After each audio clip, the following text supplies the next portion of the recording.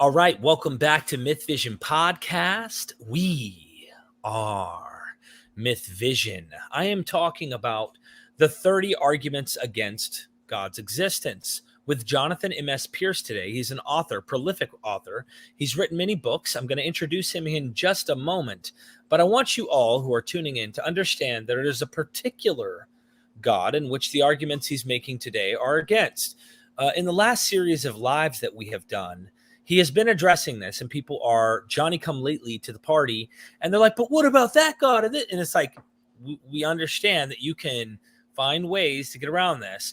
We're dealing with an omnipresent, omniscient, omnibenevolent, like the OmniGod that is typically being described by most Christians. And so his book is actually about that. So anyone who actually gets his book will know what kind of God we're dealing with. But I wanted to lay it up front for those who are early birds, and you get the worm. Yes, you have the myth money. Absolutely, salvation is for you. You're the first one in the gate. So we're going to go ahead and get this party started. I hope you're having a wonderful Sunday. Let's see what we can learn today from Jonathan MS Pearce.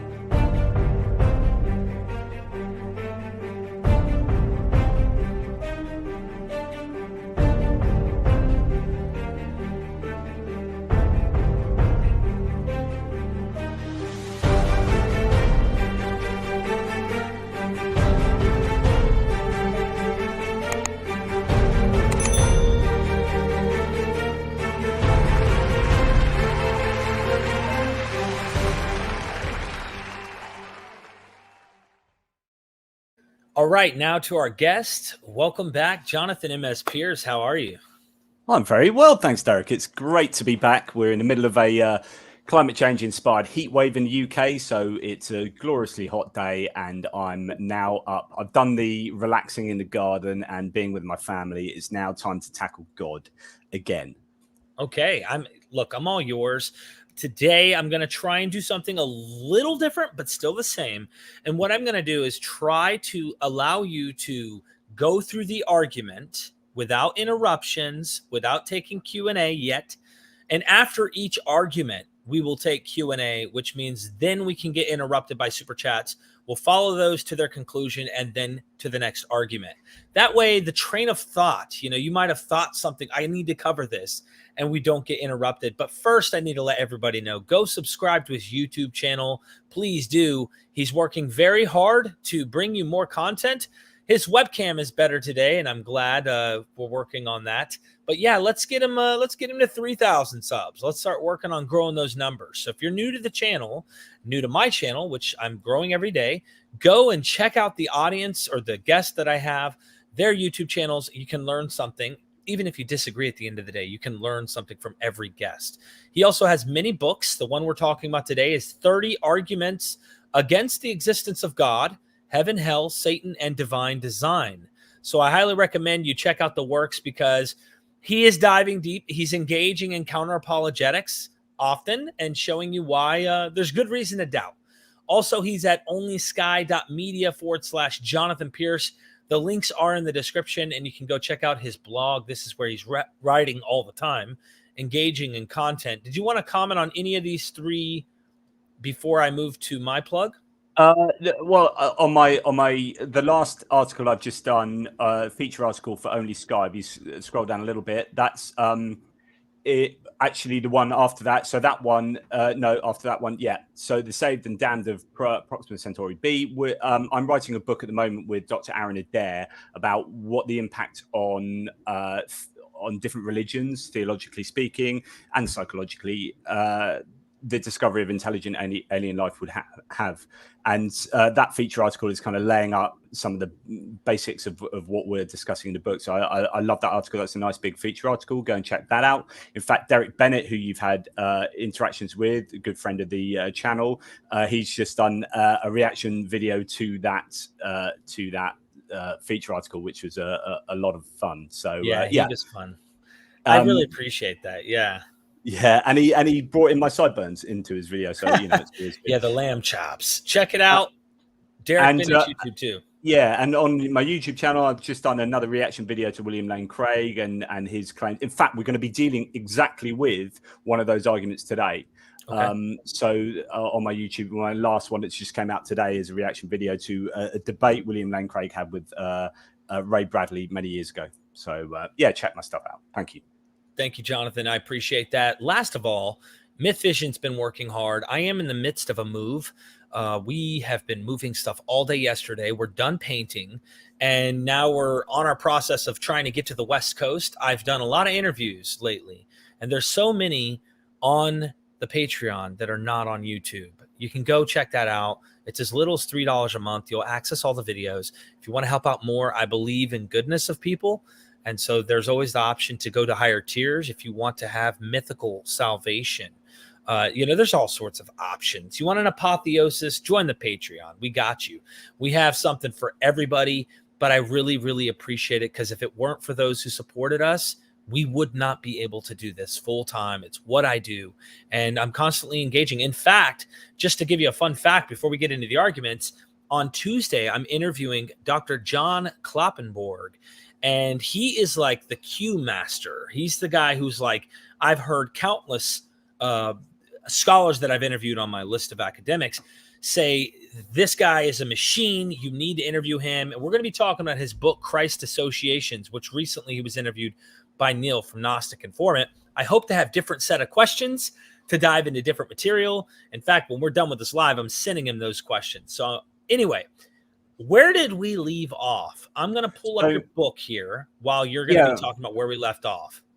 So as you mentioned, we're dealing with the God of classical theism, which is primarily omnipotent, all-powerful, omniscient, all-knowing, and omnibenevolent, all-loving, as generally understood by, for example, Christians. But it doesn't have to be Christian. This is anyone who adheres to that kind of God. And so we've been dealing, we've got up to, I think, argument 23 so far out of the 30, and now we are on the last. We're just on the home straight at the moment. So, and these aren't like hugely long arguments. So, you know, we should be able to wrap this up fairly efficiently, maybe. I don't know. Depends whether people have anything to say to these arguments. And we were sort of most of the way through the heaven and hell section, the afterlife section. We've only got a couple more on the afterlife. And the first one, which is argument 24 in the book, is free will, the problem of evil, and heaven. So are you all right for me to just delve straight in? Yeah, I'm your game. And in fact, if I have any questions or comments, I'll make them along your argument. And I won't, if you want to, like I said, ask a question, this is also supporting the show. If you want to challenge Jonathan, send in your super chats. We'll take them and we'll go from there. Absolutely. So at the end of the day, what we're partly dealing with here, and a lot through the book, and in fact, an awful lot of arguments seem to touch on the problem of evil. What's the problem of evil? Well, it's why is there so much suffering in the world given God's omni characteristics? Okay, and in order to excuse God's allowance of suffering and evil, theists will come up with, you know, reasons why God might allow such suffering to take place. These are often called theodicies or defenses as well. But theodicies are explanations as to why such suffering exists in light of God's omni characteristics. And one of the popular theodicies is a free will theodicy, which broadly says, you know, if we're truly going to have free will is a great making property. It's such a good thing that we've got to have it, right?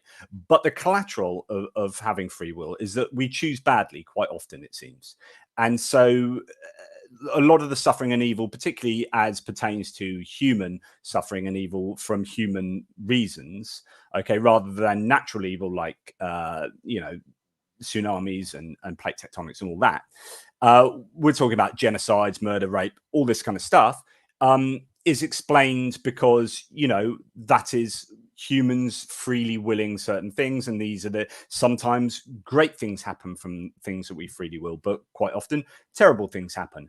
But in order for us to have free will and not to just be automata, just be robots, then, you know, we need to have free will, even if free will can bring bad outcomes. Does that make sense so far?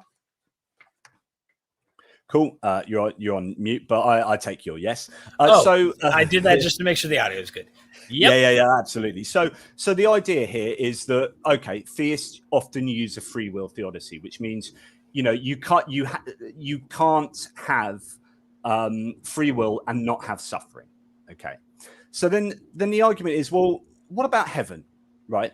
Because if free will is a great making property and heaven is this utopia, one would assume we must be able to have free will in heaven. Otherwise, we would just be automata in heaven. We would just be robots going about our stuff, acting without any kind of libertarian free will. Now, let it be remembered here that I do not believe in libertarian free will. The whole concept is broken. I've written a book on that. I've written chapters in lots of books about free will being a libertarian free will being a broken concept. So the version of free will that theists generally believe in is the idea that you know, if you choose one thing in a given causal circumstance. So you've got the whole universe is as it is at a particular point in time, and you choose to do A. Right. And then we carried on living for 10 minutes, and then we rewound back to that same point. So the universe is identical. It is the same universe.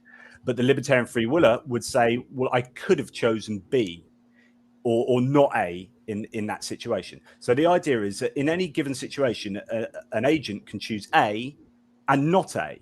But then you're like, well, what grounds your ability to choose not A? Right. And you can't ground that in your causal circumstance because it's identical to when you chose A. So in order for you to choose not A, the only thing that you can invoke is actually random. And this is the general principle of libertarian free will being broken, is that the only way you can get the ability to do A and not A in the same causal circumstance is to ground that decision in random. And random doesn't give you causal ownership over a given decision. Okay, so that's broadly it. There's lots more you can add to free will. I don't want to go down a whole free will rabbit hole here, but libertarian free will doesn't work. Okay, but assume it does. Assume theists, right? It works for you because you use it for the free will theodicy. But now, heaven. So the theists generally will say, well, of course we have free will in heaven. It's a great making property. You know, it's super important. We need to have it. I argue it's a great making property such that we have it on earth, and we need to have it on earth so we're not robots. So therefore we have it in heaven. But in heaven, there's no pain and suffering. Okay, so we have an issue here, because if your free will theodicy is that pain and suffering are necessary components of or outcomes of using free will, then if you can have free will in heaven and you don't have pain and suffering, then that breaks a free will theodicy. And so the question is, well, why couldn't it be? You know, you can take this argument further and say, well, why couldn't that be the case on Earth? Why is it that we don't have a selection of people that just freely choose to do the right things and nice things, and we have no pain and suffering? If God could have the universe that way, then why doesn't God have the universe that way if he's all loving? Mm-hmm. So this is a real problem. You have a bit of a dilemma going on. So either we are automata, we're robots in heaven, or we're not robots in heaven, but in which case you can have free will and a lack of suffering, in which case the free will theodicy is broken.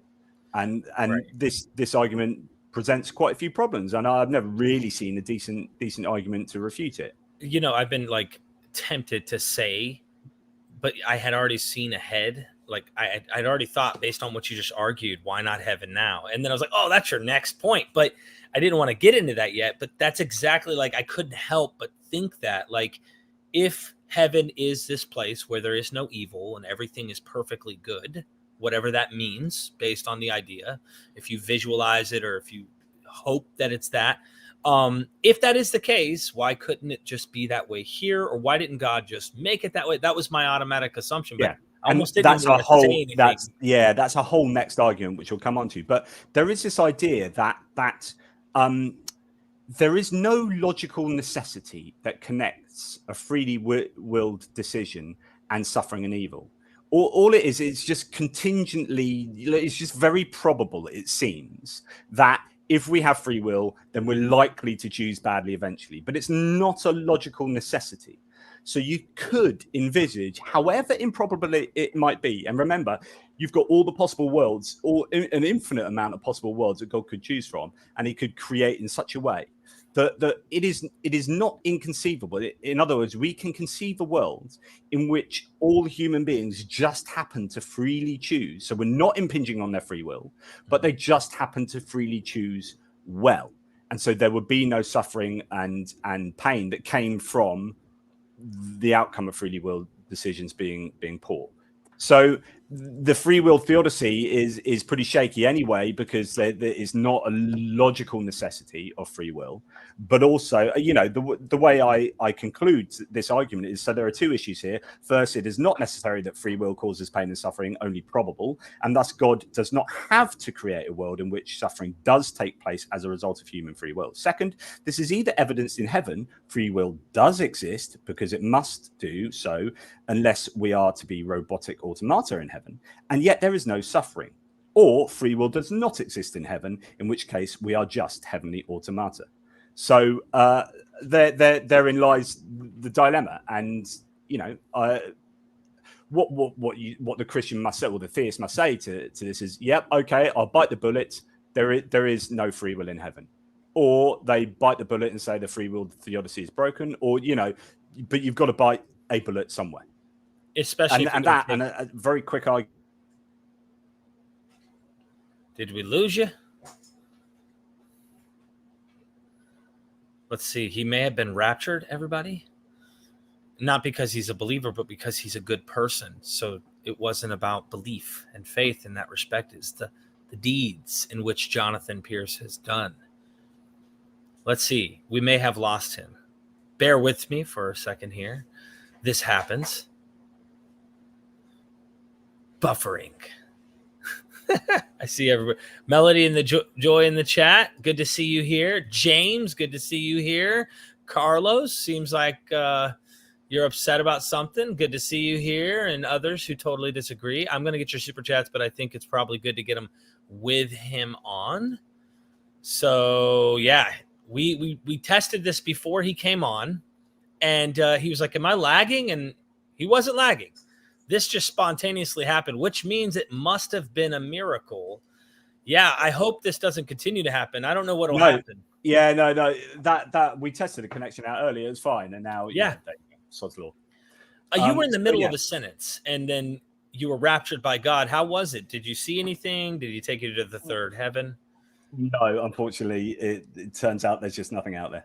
Oh my goodness. So did you get the end of that? No, did you get the end of my quote? So I quoted the conclusion from the book. Say it again. Just might as well. Okay, so there are two issues here. First, it's not necessary that free will causes pain and suffering, only probable, and thus God does not have to create a world in which suffering does take place as a result of human free will. Second, this is either evidenced in heaven, free will does exist because it must do so unless we are to be robotic automata in heaven, and yet there is no suffering. Or free will does not exist in heaven, in which case we are just heavenly automata.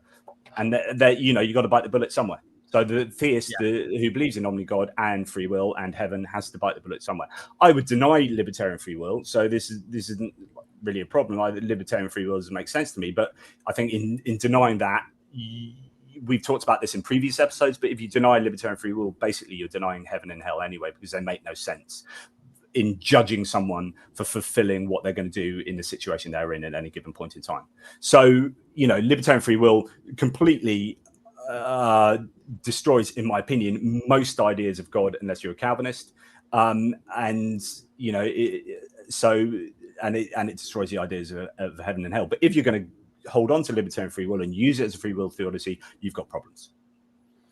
Yep. And I think for those who are just tuning into this live, they're not really maybe going back to even the beginning of the show because they may not have been here.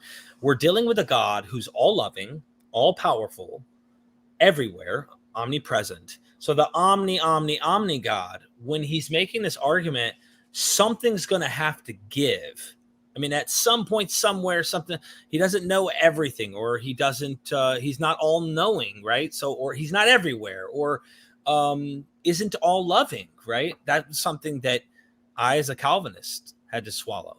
But then again, there was clear passages that seemed to imply that, where it was like Esau he hated, or he hated workers of iniquity, Psalms 5:5. So I was willing to bite the bullet there, but there's also other repercussions, if you will, on the conclusions you draw. I really do appreciate taking a ride here. I wanted to emphasize that, Jonathan, for the audience to get that in mind, because they don't see that. Maybe someone might not see that conclusion. Yeah, so there you have it. And that was a really nice, quick argument for you. Do you have any super chats so far, as we've done one argument? Absolutely. And I want to make this, I like how we're organizing this. So Gray's 174, thank you for the support. Really do appreciate it. We're sure that the God of the Bible is even accurately described by the God of classical theism, right? No, we're not. And that's the thing. We're kind of, you know what's funny? The ancients would be like, you're setting up a straw man for our God. And it's like, yes, we are, because it's not your God that we're actually dealing with. We're dealing with what God has become. Yeah. This is a great question, because it really shows how God has been abstracted over time. And again, I've said this before, but, you know, I've got, you know, Francesca Stavrakopoulou's book, God and Anatomy. And I always talk about this, how, you know, there you're talking about how God walked amongst humans in the Hebrew Bible, and it's a very anthropomorphic version of God. And over sort of 2,000 to 3,000 years, we have abstracted God away from that to the point where God is now an abstract concept of classical theism, of the omnis, right? But the problem is that the people who believe in this God, or the philosophers' God now, not as in the deistic God, but like the classical theistic God, also still believe that the Bible is true generally. But there's that huge tension now, because this God doesn't show his butt to Moses, or like have parts of the anatomy and all this kind of stuff that you find genuinely in the Hebrew Bible. Mm-hmm. And it's like, how do I marry that God with this God? Because actually that doesn't really make sense. So we're sure that the God of the Bible is even accurately described by the God of classical theism, right? No, we're not. But the God of the Bible is not philosophically sophisticated. Yeah. So the God of the Bible falls apart under just general philosophy by, you know, and theists will use things like the ontological argument to show that God must be the most ontologically perfect, like God that you can imagine. Whereas the God of the Bible looks very much like a parochial anthropomorphic God as part of a pantheon of gods, and has the history, you know, really set in the ancient Near East. And those two types of God just cannot be the same. Well put. A great question, Grays. I'm with you on that. I think the more we discover the original context of some of this stuff, we'll realize even in the Bible, we need to take note that God evolves. There's a change developing. And I want to add to that, this is a point I was going to make later, is that throughout the Bible, you have different authors, and different authors with different agendas writing at different times with different versions of what God is. And you look at the New Testament compared to the Old Testament, the idea of what God is entirely different. Then you've got the Synoptics compared to John, and John has a completely different idea of who Jesus was. So the Synoptics see Jesus, I would say, and I'd agree with Bart Ehrman here, that Jesus was the Messiah, but was not part of the Godhead. John started that ball rolling, or his community, he's representing whoever, whatever. A community then took that idea further and developed it into the Holy Trinity. But that's absolutely nowhere near that, let alone in the Synoptics, in the Hebrew Bible. And the Hebrew Bible just has a completely different understanding. And you've got different authors with different agendas, with different ideas of who God was. And trying to find a coherent understanding of what God was throughout the Bible is really, really difficult. And just so people understand, when he says Trinity, it was centuries after, I mean, at least a couple hundred years or more after the New Testament, that this debate really started to formulate something. And I mean, it got so silly that, like, Jesus is not subordinate to his Father. And then other theologians are like, well, or church fathers are like, yes, he was subordinate, which means he was not on the same absolute level as his Father. And like, and then the Gnostics are coming in. And arguments about, I mean, you know, the councils that were trying to really sort, I mean, goodness me, like trying to sort out what Christianity is, you know, what the God is. Just right. They can't agree. And the Docetist, he was a phantom, and then and on it goes. But it's really fun to watch and learn. Great question. And the other one is Stop Scamming Man. Thank you for that super chat. Stop Scamming Man. Imagine a car maker whose cars often permanently break down in a day, often in months, often in 5 years, a minority of the time later, than 10. That's God making humans historically before modern medicine. I'm not sure about that, but I do use the CEO analogy that I've used in the previous video about God making humanity in the same way. Imagine you as a CEO of a car manufacturer and as a designer. So you design the cars knowing that the cars would break down and cause harm, and you knew that 100% as you design them. Before you design them, then you design them such that they did that, and then you sold the cars, and then they went out and caused pain and suffering and crashes. You would, as the manufacturer and designer of those cars, be held up in a court of law as being somewhat, if not completely, morally responsible for what happened with those cars. And so therefore, God is the analogy there. So God should be held morally responsible for that, the sin that we commit in the world, because we are broken individuals. But yeah, I'm not quite sure about exactly how that question works. So it's just an excuse for me to bang on about that again. Thank you, Stop Scamming Man. I hope that it's related to response. So thank you. Another one is made by Jim Bob. Thank you for the super chat. Pierce, you're conflating suffering with evil.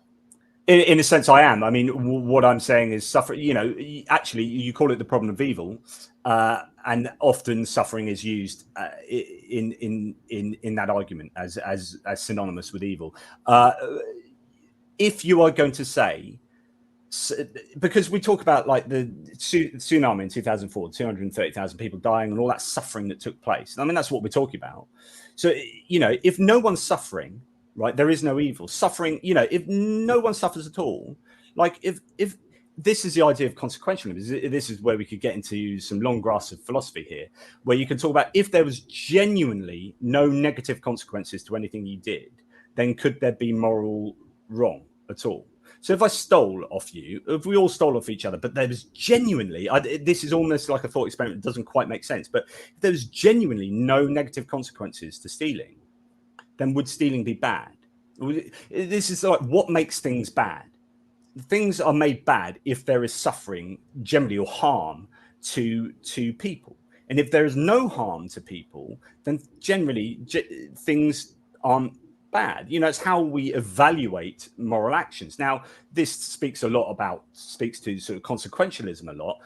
And you could use a different argument like deontologists, so people like Immanuel Kant would say it's just wrong to lie, and even if you had two children upstairs in playing with some toys upstairs, and a murderer came along and said, I'm looking for these two kids, Jack and Jill, do you know where they are? You know where they are. If you tell the murderer, then he's going to go upstairs and murder them. So you lie and say, I think they walked off down the street, and he walks off. You've saved the kids, right? You and I would probably think that's great because we're evaluating like lying based on the consequences that obtain. Now, a deontologist would say you should still not lie, like so but then my argument would be, well, if there was no consequences to lying, then yeah, lying's not a problem. But if there are bad consequences to lying, then we can generate a pretty good argument to say lying's either good or bad in a given situation. So it depends what your moral framework is, I guess. But so to go back to the question, yeah, suffering and evil is suffering.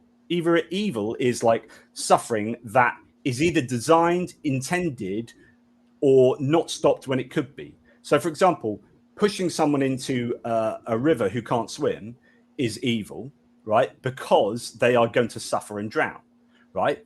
But likewise, walking past them and not helping them out of the river when you were able to is also evil, because you are essentially, like, this is kind of, we'll talk about this a little bit later, kind of omissive will, like it's not doing something when you could do something that causes them suffering and harm. So both of these examples, it's still suffering and harm, which is evil. It's how I would.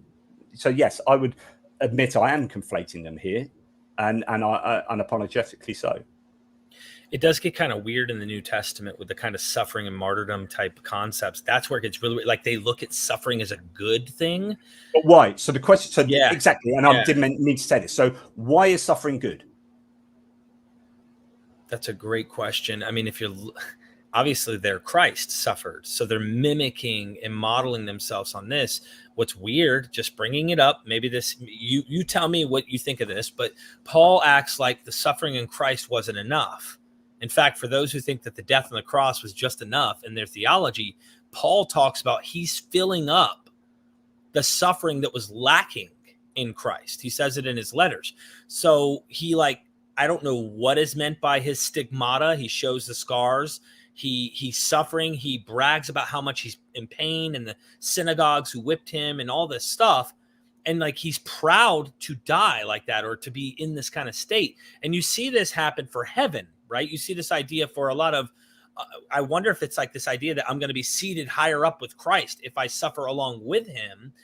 And did this all stem from a cognitive dissonance understanding and looking at a suffering servant from the text? Did they model themselves after Christ, and now suffering is good because now philosophy in their mind, whether Stoic or Platonic, is like, this world is evil. So like if we get rid of this thing and we suffer, we'll be rewarded greater. I don't know. I mean, so the question here is, does suffering have intrinsic moral value or extrinsic moral value? What do I mean by that? So is suffering in and of itself good, or is the goodness of suffering, like, for example, Mr. Anderson in the comments there said suffering breeds strength. In other words, he's saying that suffering is good because of the consequences it obtains. Okay, which means that he sees suffering as extrinsically valuable, right? So it means it's not suffering in and of itself that's good, but it's what it gets that's good, right? So if strength is good, then suffering is good because it gets you strong. So suffering in that context is good, right? So this is exactly the point, which is consequentialism. So the only way you argue that suffering is good is if you argue it obtains good consequences. And to do that, you are entering the world of moral consequentialism, which theists like William Lane Craig will say, this is a terrible ethic. And it's a terrible ethic because you don't need God for moral consequentialism, right? You just, like, the consequences of what make things good or bad. So suffering is only good if it obtains good outcomes. But also, and I'm going to give you a bonus argument now. This is an argument about skeptical theism, and it's an argument from consent. So suffering is only good if you consent to suffering. Generally, we're talking about intention, right? So, for example, if I walked up to you and, I don't know, gave you cancer, right? Okay. And that somehow made you stronger in some way, right? And you could say, look, this is good that I got the suffering of cancer because I'm stronger, right? But it's only really good if I gave you informed consent, said, right, mate, I'm going to give you cancer. It might make you stronger. Do you want it or not? And you say, okay, I will. In that case, you could talk about this being good. But if I just give you that, then, this is why doctors, when they're going to give you an injection or do surgery on you, tell you about the side effects. And then when you give your informed consent to that procedure, then it's fine for them to do what might be very painful at the beginning, but for greater moral good. So God never gives informed consent. So when theists talk about skeptical theism, like, there's all this evil in the world, what's the reason? Well, there could be a reason, right? And they say, well, it's not logically incompatible that OmniGod exists and suffering exists. So therefore, there could be a reason. Therefore, there is a reason. But the problem is, if I'm being used by God, being given suffering, but God didn't ask me whether it's okay to do that. Like, Doris has got cancer, and the theist will go, but it builds everyone else's souls up and makes them stronger and this, and they come up with reasons. Like, yeah, but did God ask Doris whether it's okay to give her cancer so that all these other benefits take place? So I've just done a video on this recently and written an article on this about informed consent. James Sturber talks about it in this book, Is God Logically Good? Is a good God logically possible? Which is informed consent. And God doesn't ask for informed consent, doesn't inform us of the consequences, doesn't let us know about anything, but just gives us suffering. That ain't morally good. Sorry, that was a sidebar. No, you're fine. You're fine. And I wanted, for those who want to, like, check me on this, Colossians 1:24. Now I rejoice in what I am suffering for you, and I fill up in my flesh what is still lacking in regard to Christ's afflictions for the sake of his body, which is the church. So in Paul's mind, or whoever wrote Colossians, if we want to say Paul wrote it, it seems like there's still something to be accomplished in the suffering of Christ. Can you read me, can you search Romans 3:6? Absolutely. So Romans 3:6 is called the Pauline principle. And the Pauline principle is an argument from the Bible, from Paul, against consequentialism. So if you're saying suffering is good because it obtains this greater good, right? It's suffering in and of itself is not good. Like, it's horrible. We don't want to suffer. Suffering is, so it's an evil in and of itself, intrinsically. But if you're saying it's extrinsically valuable, suffering can get us a great good. Read Romans 3:6. Okay, I'll have to read just a little because it just says, certainly not. If that were so, how could God judge the world? But let's go up. Have I got it? Is that Romans 3:6? Have I got it right then? Sure, it's Romans 3:6. Pauline principle. All right. Look it up. Look it up. We'll come back to it. Because we got other super chats. Yeah, do some more super chats. Gray's 174. Can you explain Yahweh being philosophically poor?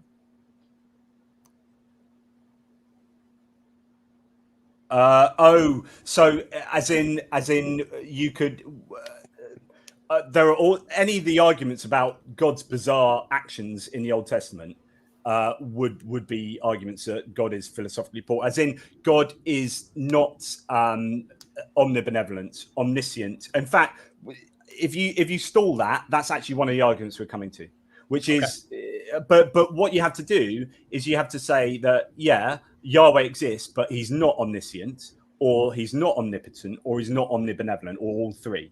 And if you're fine with that, then that's cool. That's what we're talking about by philosophically easy to defeat. Is as in it's not the OmniGod that modern theists will claim Yahweh must be, because the Bible clearly, if you believe the Bible, right? Thank you. Made by Jim Bob, suffering equals evil isn't critiquing Christian view. Okay. Well, no, I guess the argument could be this. Jim Bob would need to really clearly show how suffering is not connected to evil in any way. Like, so suffering is harm, either intentional. Why did let me ask this simple question here, right? So both of us know our Bibles somewhat well. Why did Jesus suffer according to the Christian doctrine? Why did he need to suffer? To take on the evils or the sins, which are evils of people, right? In some way, whatever your kind of atonement theology is, in some way, he's making a payment, and somehow. And so I wonder why we're trying to divorce suffering from evil, since the whole point Jesus comes is to suffer, which is to try to eradicate evil, wickedness, all of that kind of stuff. I hope that answers that particular question. Jason Sobek, thank you so much for the super sticker. Good to see you in the chat. Always has great questions, and thank you for also being a member and a Patreon member. You're like ultimately you're sealed with MythVision's Holy Spirit, so don't worry, you won't be harmed. Grays 174, have you genuinely considered that you might be suppressing the truth and unrighteousness? That God sounds foolish to you because you are perishing? No.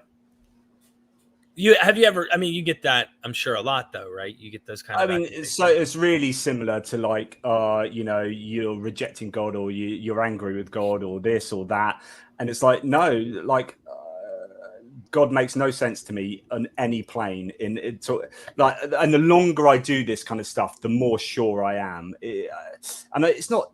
Is it you become more dogmatic? Maybe, I don't know. It's the evidence is just piling on, and it's abductive evidence, which is to say, inference is the best explanation, which is every bit of data that comes out. Like, I can explain on naturalistic atheism without even batting my eyelid. It's just not a problem. Yet every single bit of data in the world, literally every bit of data, needs to be explained under OmniGod theism. From why is the sky blue? Why did God decide to, why is this that way? Why is that? Why did I stub my toe this morning? Why did 230,000 people die in a tsunami? Why did this happen? Why is there Ebola? Why is there cancer? Why is this? Why is that? Well, for me, I can explain that, and fine. And I'm going to fight to stop that using, the abilities I have as a human. But with the theist, they have to go, well, God designed that. Oh, good. And they have to start building kind of extra hoops to jump through, or building add-ons to their version of God to explain all these kind of weird bits of data that don't really fit with an OmniGod. With, you know, if you kind of come along and say God is love, God is infinite love, and then say, oh, and there's Ebola and cancer and tsunamis, then like something's wrong here. This is like, so for me, the arguments are just piling one on top of the other, on top of the other. You know, you look at someone like Paul Draper that talks about, you know, picking out different jelly beans and which color jelly bean is it support naturalistic atheism or OmniGod theism, and you're like, every jelly bean I'm picking out is naturalistic atheism. And so for me, no, I don't. I'm not suppressing the truth. It's just, this is an honest appraisal, in my opinion, of, but we all have biases, of course, but it's an honest appraisal of the data, in my opinion. So you are suppressing the truth. No, I'm just kidding. Made by Jim Bob. Thank you so much for the super chat. Is suffering through a hard workout good? It could be. Yeah. So is suffering good? Yeah. You see how he's saying suffering is good. But of course, but that's what I'm saying. Is it extrinsic? So he's arguing that for an extrinsic evaluation of suffering. So suffering is good. So suffering is not good in and of itself. Like, why? It's good because so if I do a hard workout and I feel the pain, so I like that because it's making me, you know, of how it plays with where I'm going with my fitness. I'm putting in hard yards because it's going to make me better. So this is all about obtaining a greater good, right? I'm putting in a suffering, and it's a signpost. It's an indicator for me that I'm on the journey to self, you know, improvement, and so on and so forth. So this is, you know, it would be really interesting if anyone can think of like suffering being intrinsically valuable, morally valuable, like in and of itself. You can't talk about any extrinsic thing. Like suffering is good, just suffering, nothing else, just suffering, not because or it leads to or anything. Just suffering is good. Right. And I don't think you can. And so therefore, that's what I'm talking about, is that all these kind of approaches lead to moral consequentialism, I would argue. Thank you so much for that, Jim Bob. Smade in the Shade, thank you for becoming a member. You have actually achieved true salvation, and you're in heaven now. It was that simple. You're in heaven now. How does it feel? I know you feel it. You feel the presence. It's amazing. Thank you so much. Diva369, free will. What if Pontius Pilate had chosen to be merciful and free Jesus? Was there a divine contingency plan in place? Quite the enigma. Thank you for that super chat. It's not Romans 3:6, it's Romans 3:8. All right. Sorry, I was so close.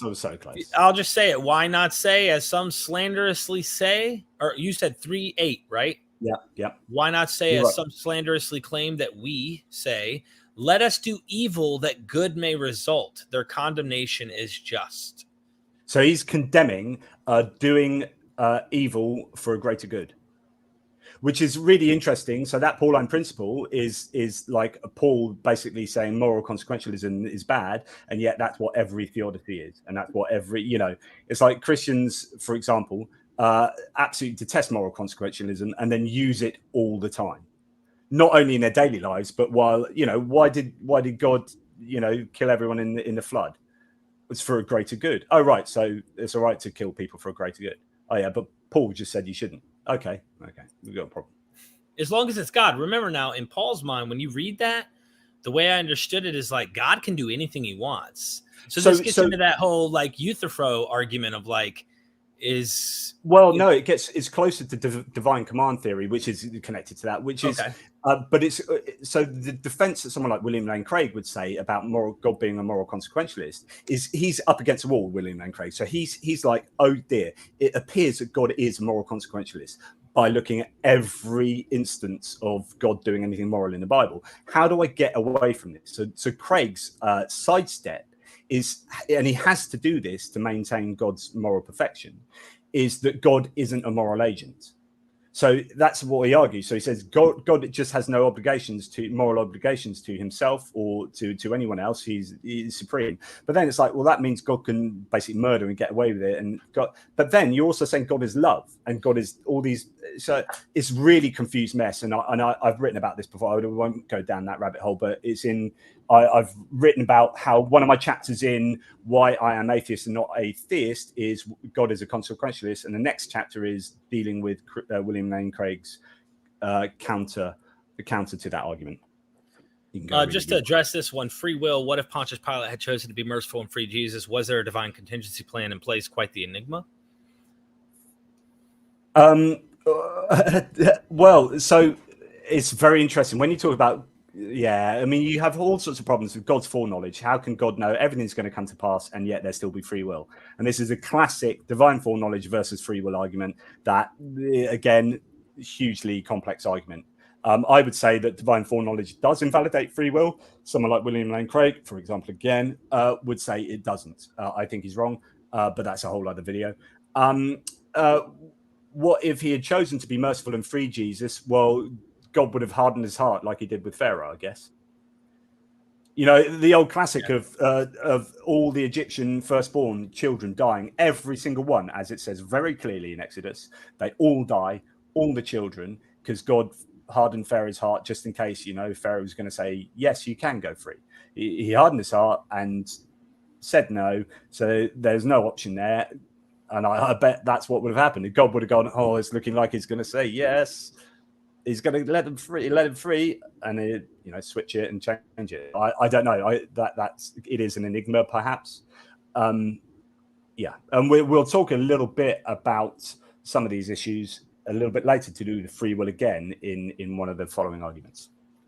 All right, made by Jim Bob. Once you shift to consent as basis, then suffering is no longer the basis for evil or bad. A hug without consent is now bad. So I mean, this would take quite some unpicking. Wouldn't you say just to say? Wouldn't you say though, like a hug isn't most likely causing suffering or pain or harm, things like that? And if it does, then it is, you know, it is bad. If someone's got like a phobia of other humans touching them, and I go and give them an unconsensual hug, then actually that is me not seeing whether that's okay. But generally, what you do is you're reading a vibe. So actually, you know, or you know people well enough that you know it's well within the expectations to give them a hug. But you probably wouldn't go up to a complete stranger, give them a hug randomly. So, you know, I think he's really trying to drive a wedge between suffering and evil here. But I don't know to what ends. I don't know why you'd bother. I do. But thanks for the super chat. Yeah, thank you, Jim Bob. James Apperson is now part of the kingdom of heaven. Hallelujah, James. Everybody give him a round of applause and a hallelujah in the chat for joining in MythVision. Hallelujah. Thank you, James. I really appreciate it. Can I just say he was a member of my channel before he was a member of yours. So therefore, I'm one tier above you. Listen, this is not an exclusive club. We're more like the pagans here. You can go to your Serapion temple, go check out Asclepius. I'm cool with all of it. Dionysus, go to the imperial cult. I don't mind. I share. But we know which club is the best. Come on. You already know. James, thanks so much, man. Seriously appreciate it. Grays174, how do your critics of OmniGod apply to open theism? They say God, being all-powerful, is an imprecise human talk way of saying very powerful. Or as powerful as possible, but not all-powerful. Yeah, really good question, because actually some modern theists recognize that divine foreknowledge and accepting free will and accepting divine foreknowledge is a real problem. So it looks like God is creating people. So again, this is an argument we're just about to come on to. We haven't got to the second argument yet, but this is broadly part of the next argument, which is why would you create a whole set of humans where over half of them are going to go to hell, and you know in advance that they're going to go to hell because you know their freely willed decisions, you know what they're going to do, and you know what they're going to believe, but you predict them, but you create them anyway, such that they go to hell. Now, this is terrible. This God is a moral monster, and this is actually general theism will get you to this place. Like God knows who's going to be condemned to hell if you believe in hell. So open theists go, okay, God doesn't know the result of freely willed actions. And this is a good way of getting God off the hook here, because God can't be seen to be a moral monster. So you have to do something. A theist always has to keep God up here. So God cannot be imperfect, otherwise it all falls apart. So the job of theology is keeping God and Jesus and the Bible up here, right? And whatever technique they do. But most theists will ignore problems like this, but the open theists are honest and say this is a problem. Divine foreknowledge is a massive problem. Therefore, God can't have divine foreknowledge. Our understanding of OmniGod is not OmniGod, actually. It doesn't include divine foreknowledge, and God doesn't know the future of freely willed decisions. The problem here is it really belittles God and makes him look far less than what people would generally understand God to be. Mm-hmm. So you have this idea that, as I said before, and we've dealt with this in the previous video, but as I said before, is if Facebook can predict human behavior based on 300 likes better than your own partner, and if you're saying, well, Facebook appears to be more powerful at predicting human behavior than God, then God is suddenly becoming much less of this. You know, God can create an entire universe, all the physical constants, create all of this, but human, like, freely willed actions are suddenly, and then you get the whole problem of what grounds freely willed actions anyway. It doesn't make sense that they're as I said earlier, they just appear to be grounded in random. So, you know, open theism, the problem with open theism is it still grants libertarian free will. And so it's broken, in my opinion. It's just philosophically untenable. However, it's nicer. It's nicer than general OmniGod theism, because God isn't the moral monster of creating people that are necessarily going to go to hell. Thank you so much. Take the advice from ScholarVids here. We don't want God to make it rain of fire and sulfur descend upon you. So thank you so much. Now to the next argument. Sorry, now I've spoken loads, but, you know, there you go. No, so the next argument is, why create heaven? Why not? So why not create heaven? So why not just create heaven? And this is a really cool, powerful argument. And again, it's difficult to argue against this, which is, if God knows, I did a video on this the other day. So, you know, this is the extent of my graphics department. So, you know, if God's going to create a world where he knows everyone that's going to be saved and everyone that's going to be condemned to hell, then why not just create these guys and straight in heaven? Especially since Earth, you know, the universe is a finite amount of time it's going to last, depending on what you believe. But compared to eternity, it's in an infinitesimal, like our lives as humans are infinitesimal fractions compared to the extent of eternity, which is forever, right? So if you're going to consider heaven versus earthly life, then the end game looks to be significantly more important in terms of, like, we're going to spend eternity. If we're going to get to heaven, it's eternity in paradise. That's like forever, which is a really long time. And so if that's the end game, why not just skip the suffering and the suffering on earth, even for the people that are going to go to heaven, right? So we have this test bed of this world where people are tested. Some people, you know, everyone dies. Loads of people have different ranges of suffering. And then the majority of those people, after all this suffering takes place, are going to go to hell, where they're going to suffer for eternity. And a small proportion of them are going to go to heaven and be in paradise for eternity. If God knows in advance who's going to do that, why are you making them do the test? Why are you making this suffering take place when you can just take that portion of people and place them in heaven and just forget the material reality and just go, right, heaven's the only way forward here? Does that make sense? Yeah, 100%. And I want to say to our chat here, like, just, I am with you on this. For example, when you're talking about dualism and Gnosticism, the whole, like, they're trying to solve this problem. First of all, there's a textual issue between certain things that are said in the New Testament versus what they're reading in the Old Testament. There's an issue with what, I mean, look, God did just create heaven, like he said in the comment, because the true God, now you have another God who's like the one who actually created all of this creation that we see, which is the demiurge. And of course, that's not the criticism we're making today, because you can resolve this stuff with various views and try to make sense of them. And those are different arguments that we would make. But I really do appreciate what you're saying here, because I always thought that too. Why this? Why not just make us to enjoy and have us actually be without suffering, without evil, without any of this. So I've just done a reaction video to an old debate of William Lane Craig against Ray Bradley that I think I mentioned earlier. So this is from 10 years ago, and the debate was fascinating because two things happened in this particular snippet I did a reaction to. One, William Lane Craig basically broke his own libertarian free will argument, and so he said in the debate, he said it's unfeasible for God to create a situation where Peter wouldn't have rejected Jesus in that situation. So it's like that. So basically, William Lane Craig, and this is just a sidebar here, but William Lane Craig admitted that the situation entailed Peter's rejection of Jesus, and it was unfeasible for God to put Peter in that situation and for him not to have rejected Jesus, which is basically him straight off the bat admitting that our decisions come out of our environment, out of our causal circumstances. So he denied libertarian free will. I mean, this is one of these few debates where William Lane Craig got beat, right? So Ray Bradley had him. There were a couple of points in the debate where there was just silence, where Ray Bradley there was just silence for William Lane Craig. He had nothing to say. And one of them was over this. So what William Lane Craig's defense of this is, and he talks about, he uses the term feasible as a different term to possible. So he said that what Bradley was saying is like, right, why didn't God create this world? He didn't talk about heaven. And I think Bradley should have done what I've just said, which is just create heaven. But what Bradley was saying is like, we have world W1. Imagine this is world W1, and you've got all these people,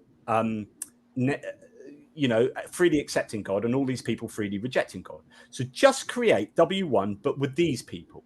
And what Craig says, because he's forced to say this, because like, why wouldn't God do that? Is like, well, if God just created W1 with only those people, that number 5 that can represent however many people you like, but with those 5 people, he said, because the situation would be different. Craig says it could be that, because he can only go to possibilities. It could be that it's impossible for God to create that world, and those 5 people still freely come to love him, because the situation would be different. And those 5 people have different dynamics now, because all the other people aren't there. And 2 of them might not come to freely love God now. So he's saying that there could be no possible world where everyone freely comes to love him. It just could be unfeasible for God to do that. And he tries to get out of this being logically impossible by using the word unfeasible, as if God, I don't know. Anyway, watch my reaction video, because Craig, I think, digs himself a hole. But Bradley had him on this, which all Craig could do was come up with these. Well, it could be that this is a case that God couldn't do this. Actually, there's no good reason. But Bradley hasn't. But I would have said Bradley should take that further and say, just create heaven. Don't even bother with creating this world. But then what Craig tried to do is say that, because he talks about possible worlds, he said, well, heaven on its own is not a possible world. And that is like, well, okay. He said it's necessary that God would have to create the pre-heaven bit, the run-up, in order to have heaven. It's like, okay, well, you've got to show me how that's the case, because that just sounds like a mere assertion. And anyway, and it's interesting. You can go and check that out. But I come away from that exchange still thinking that God could easily just create heaven, and the people that were going to go to heaven just in heaven. Yeah, whatever helps me with my beliefs seems to be what tends to happen here. God, the job of theology, keep God and Jesus and the Bible up here, and there's nothing. So I will twist myself into a pretzel trying to keep this up here, rather than accept that this might not be true. Yeah. So whatever gets this maintained up here is what I believe. They're just following. They're starting with this, and anything that they argue any data they come across is contorted and made to fit this. Well, that's why I did that response video recently of William Lane Craig talking to a doubting person named Kyle. I don't know if you saw that, but it was. I want to. No, talk me through it. Well, I mean, he starts with, when I was a young high school student, I had an experience, and the gospel was such a great message, and that God loved Bill Craig. The way he breaks, he gets so emotional, and he's like, God, and I know because I did too, bro. I was really into this. God loved Bill Craig. And if this message had a chance of being true, 1 in a million, I think it's worth believing. And I was thinking, so he said, I lowered my epistemic requirements of what I need to believe and what's factual. Because at the end of the day, it's not about that. I didn't become a Christian because someone went, all right, listen, we're going to show you how the arguments and the case and the evidence is overwhelming for why Jesus is true. And anyway, he has kind of an emotion and an experience that starts from somewhere and then works outward, which is why I think he's such a devoted apologist. But there are others that I think are far more honest with the data. I'm not saying he's not honest in many ways, because he's accepting things that are getting him in trouble within the community he's in. Like right now, did Adam exist? It's more mythology. Like, pat on the back, Craig. Like, I hope he does that. I hope he starts to see the cosmology isn't right. It's flat Earth, solid dome. I think he's always believed that. But what's happened is it's always been about his business model, which is like, if I start saying these things now, I'm going to lose that. So he's had 20, 30 years to establish that business model. So it's now fully embedded, and he's older now, and he can say, actually, he's in a position where he can say really what he believes. Whereas before so when he was challenged on the Old Testament in some of the old debates, he used to hold up, is God a moral monster by Paul Copan, and that would be his way of saying, well, go and read this. I'm not going to. So he would shy away from having those difficult Old Testament arguments, and he would concentrate on the philosophy and the resurrection arguments, because he didn't want to lose. He didn't want to admit like the flood might not have happened. Didn't want to admit Adam and Eve. But I think he probably knew at that point that was a case. But now he's in a place where he can be more open about it, and he is getting into trouble. But he's probably like, yeah, whatever. I'm made. Maybe, yeah. I definitely think that that happens with him, and it is what it is. You're not going to convince him. Del Allison Jr. is far more honest in the New Testament in terms of what's going on, and he admits in the 70s he had an experience, but that there's massive amounts of contradictions, different authors that don't agree with each other, problems with theology, missing data. We don't have great evidence for like saying with certainty that anything like this actually happened. This is a faith argument. He's fair with it. And he's not. And then he does that random jump back on the apologist bandwagon at the end. Like he does that kind of like. I think he does. It's weird. He admits why he believes at the end. He said because he had an experience. He says there's no way you're going to make a case from this literature to be certain. It was the experience that he said that caused him to do it. Which you can apply to anyone else who's had that experience in a different religion. Right. And it's like, so, something's got to give. Yeah. And I respect him for it, though. I can't, but he's being honest with the data, whereas others who are apologists are trying to lie to you and act like, oh, that's not a contradiction, or there's not problems there. Yes, there are. That's one of the reasons. And I want to address just a comment I've had earlier in the chat. Like, why are you so adamantly always talking about Christianity? Well, I was one. I wasn't a Jew. I wasn't a Muslim. I wasn't a Buddhist. I wasn't a Hindu. And that's what I know. And I know it really well in terms of the literature. But I'm also not talking for me, right? I'm only speaking for me here about all Christians. I mean, I definitely relate and have in common with Pearce his worldview. But my point is my ultimate goal is fundamentalist and like trying to get people to relax a little. Don't take this so to the bank to where you're literally believing Earth is young. These kind of really cultic type groups. Would I love to see everyone start to see that it's not needed? Sure. But it's like, I'm not adamant to the point where I'm like, everyone needs to stop believing. I'm not, that's not my thing. And at the end of the day, you are also making commentary from within a society which is largely Christian, or the founding fathers were Christian, right? And they wrote the initial documents. The Constitution is Christian, right? Some were deist, yeah. So it's like no, they're not. I'm joking. I know. But many Christians in America think that it is a Christian nation, and the founding fathers were Christian, and so therefore, of course, you're going to be dealing far more with Christianity than you are with other competing religions. You just don't get it because you're not American, John. You're just not. Anyway, made by Jim Bob. Thank you again for the super chat. If Christianity was true, wouldn't it still be unlikely? Yeah. If that's granting what we have right now. So like if we took what we have as literature, if we had yes, it'd be very unlikely. But it's like if it was true, wouldn't you imagine it not be hiding? Like it'd be much more obvious to try and do it, or is God being sneaky and hiding it? Kind of like.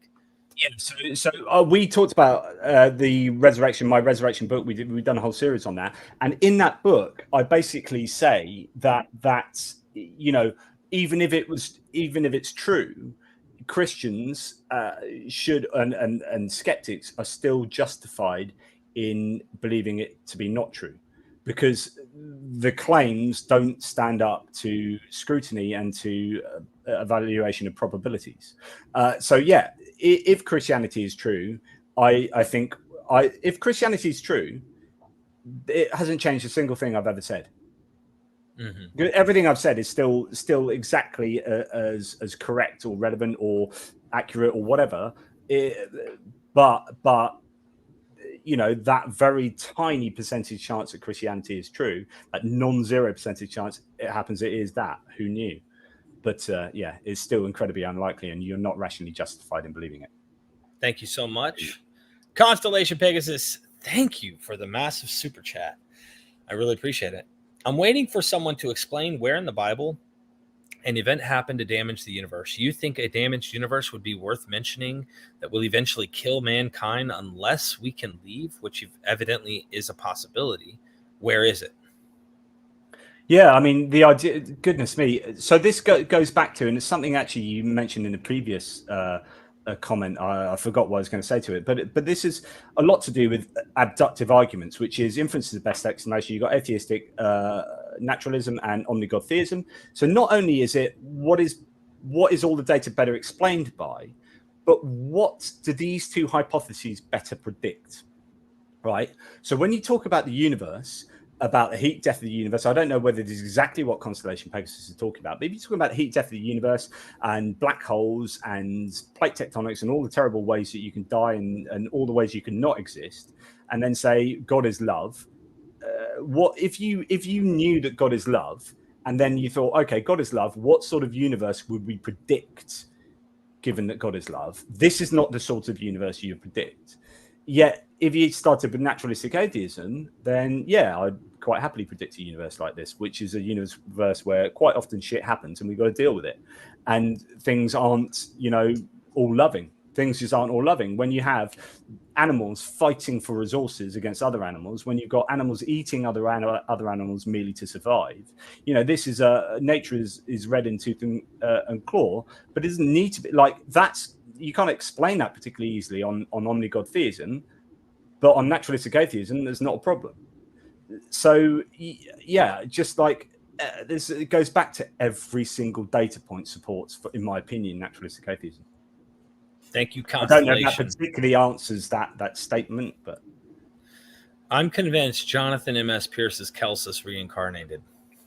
God, wouldn't it be great to have the original content of Celsus? So we only know about him from the Contra Celsus that was written against what he said, but the original documents are lost, and that would be fantastic. I wish we did. Thank you. All right, so we are caught up. So next argument, really quick argument. So this is for those people who believe that Satan is real. And there are lots. So I know the more sophisticated theists out there will be like, well, yeah, obviously it's not, it's symbolic or this and that. But there are loads of people who believe Satan is real, right? Loads of people who would say Satan has placed the fossil record in the place it is to fool us into believing in evolution and other evil theories like that. So lots of people believe that Satan exists. So the problem is, if you believe in OmniGod theism, then God is completely omnipotent, right? And so if God wanted to get rid of Satan, God could just do that and Satan would disappear. Literally, it's not a problem for an omnipotent being to get rid of Satan. But Satan hangs around and does evil stuff. So the only way you can properly, if you believe in Satan doing evil stuff, the only way you can understand it is either God actively willing this to happen or ommissively willing this to happen. But they are both essentially the same thing. What do I mean by active will? Let's go back to that river situation, pushing someone in a river. such that they drown or pushing them in the river for whatever reason. And omissive will is walking past and not getting them out of the river. So if you talk about the tsunami, right, and saying, oh, you know, this is Satan doing whatever, killing 230,000 people. Well, if God has if that happened and it was Satan's fault, whatever is Satan's fault, you can talk about any example. If it's Satan's fault and it happens, God is either wanting that to happen. So he said, Satan, I want you to do this. Oh, I'm really happy Satan's done that. Good stuff. Or he's letting Satan do that because, again, he wants that to take place. So it's either an active or an omissive will of God, of OmniGod, to allow Satan to do whatever Satan does. Because if God didn't want Satan to do anything, God could kill Satan instantly. So Satan, anyone who believes in Satan believes in a really unsophisticated theology, in my opinion, unless you are going to devalue God in terms of his omni characteristics and just say it's more like yin and yang and a fighting of good and evil. And actually, but you know, if you're Satan and you're a fallen angel and you know that God is omni, I don't know what you're doing fighting against that. If you truly know that, and God is love, and God is all these wonderful things, and you're like, yeah, I don't want that. I don't know what you're thinking because you know you can never win. But you know, it's obviously just myth. There's so many things to get into with that. But yes, I think Satan evolves as well. The idea of Satan has evolved. Yeah. And then the taking on of dualistic ideas, maybe what we see with Satan fighting against. But there's a huge question mark on that. Like, even in the New Testament, I wonder if Satan is always portrayed in the same sense of like Revelation acts like it's that great dragon, it's that old enemy of God, and you know, this and this and that. But then there's places where it almost seems like he's an agent. You know, he has to come, he has to tempt Jesus, almost like his father sent him to tempt Jesus. And in the very prayer, our Father who art in heaven, hallowed be thy name, thy kingdom come, thy will be done on earth as it is in heaven. Give us this day our daily bread. Forgive us our trespasses or debts as we forgive those who trespass against us. And then lead us. They're praying to God. Lead us not into temptation. So God must be leading people into temptation. When they talk about like God wouldn't do that, they were asking him not to. Like, make sure you don't lead us into temptation. Because there's prophets in the Old Testament where they literally, like, God leads Israel to fall. Like, he steers them in that direction. The prophet's like, why do you do this? Help us get right on track, all that. Anyway, Satan's weird. Yeah, the title to my chapter is Satan is God's middle manager. So it's basically just a management executive carrying out the CEO's like requests. Mm-hmm. Anytime a Christian comes to you or a Muslim comes to you and says Satan or Shaitan, Satan has it caused this or made me do this or made this happen, then it's like, no, God did. Like if it's happened, God has willed it to happen. Mm-hmm. And you can talk about like the Westboro Baptist Church who celebrate God's judgment in all times, how horrible. Well, yeah, actually, that kind of makes sense. Which is if God in His ultimate judgment has willed this to come to pass, or has not stepped in to stop it happening, then this is God's ultimate judgment, and you can't argue with it. Which is this weird situation you get to where there's no such thing as a tragedy. So like 230,000 people dying in the tsunami, again, my go-to example. That's not a tragedy because God, A, designed that to happen, B, knew it's happened before creating, and C, didn't do anything to stop it. So that is exactly what God wanted to happen. Yeah. So don't go whinging about it and say how terrible it is. Like, that's exactly what God wanted. And I'm reminded of that, the two different books in the Old Testament or Hebrew Bible, where one says that God had David number the armies of Israel. Right. And then the other one says Satan, and then there's a way to harmonize it and go, well, God used Satan to tempt David to number, but still, then what happens? He has an option for the enemies to take them as slaves. I can't remember the second option. I don't know if these are in the right chronological order, but pretty much the option David goes with is, all right, I'm going to put myself in your mercy, God, because I trust you and I don't trust man. And then what's God do? He sends an angel of death, according to the text, to kill 70-some thousand. I can't remember how many people get killed because David didn't trust God and ended up counting the armies that they're preparing for battle. Because he didn't trust God enough, he kills it. Anyway, I know that this is just the text, and we know that this is not literally true, like as if that's what happened. But if a huge plague hit, they would have this, their minds would think like God had to have done this somehow. Well, what did we do wrong? You know, this is well, yeah. So a lot of the Deuteronomistic histories, I said that wrong, kind of written in the understanding of like, why does bad stuff happen to good people? What have we done wrong? So it's looking at like the kind of Hebrews at the time, going, you know, what do we do wrong to deserve this? And kind of that's kind of woven into the Hebrew Bible to a great extent. But yeah, but if you believe, OmniGod is OmniGod, then anything that happens is in some sense on the behest of God. And so Satan just makes no sense at all. I would say it's a really facile idea, Satan, and anyone who believes it, I think, should be called out, because it's really, in my opinion, it's an easy win. All right, we're going to get these super chats then. Kemal, thank you for the super chat. Does Christians and Jews claim that it is not possible for God to be more merciful? Like God cannot put a circle into a square or something? So this is one of the arguments I think we dealt with previously, perhaps, which is God cannot be perfectly merciful and perfectly just at the same time. So God could always be more merciful, and the ultimate mercy would be no one getting punished for anything. I mean, that's basically what. So yes, God could, but the question is, why isn't God more merciful? And then if he's perfectly just, he can't be perfectly merciful, because those two are basically diametrically opposed. So you have a big problem there. But you know, I don't know if Christians claim that it's not possible for God to be more merciful. I guess you would have to say that, because if there can be no gratuitous suffering, right? So if God could have this situation, but with less suffering, either in terms of hell or anything that goes on, then we would have that, but we don't. So this must be optimal. So I guess a Christian would have to claim that this is the optimal amount of mercy. Thank you for that super chat. Chindi Chimbelu, I hope I'm saying your last name right. Thank you for the super chat. Craig's 1 in a million was the first time I heard him being honest about the data that supports Christianity. It is just faith. The reason I like Delcy Allison, he is honest with the data. This is something I do want to address, because I did the recent review and I got a comment in the chat saying you strawmanned him. William Lane Craig did not say, just so people know, I'm not strawmanning him, that Christianity has a 1 in a million chance. He was saying if. And he's trying to point out this picture, like when he was a student, just a teenager, he was saying, if there's 1 in a million chance that this could be true, I'll believe it. And I wanted to point out in my whole review that nowhere was Craig convinced based on any evidence that it was really actually true. Like there were real evidence that this is true.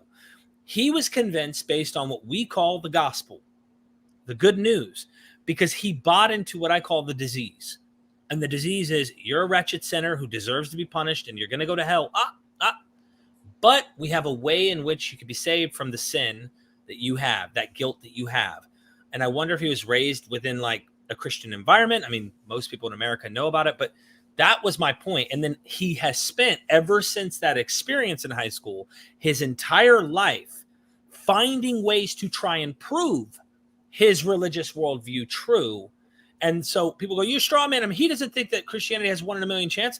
I think he thinks more. I think he thinks that Christianity is true and every other option is just absolutely unlikely. So I just want to address that. I know what he thinks, but it wasn't any evidence that convinced him, which told me it's psychological and emotional. But yes, I like Delcy Allison because he is way more honest with the data when it comes to drawing conclusions of what we can know and what we can't know.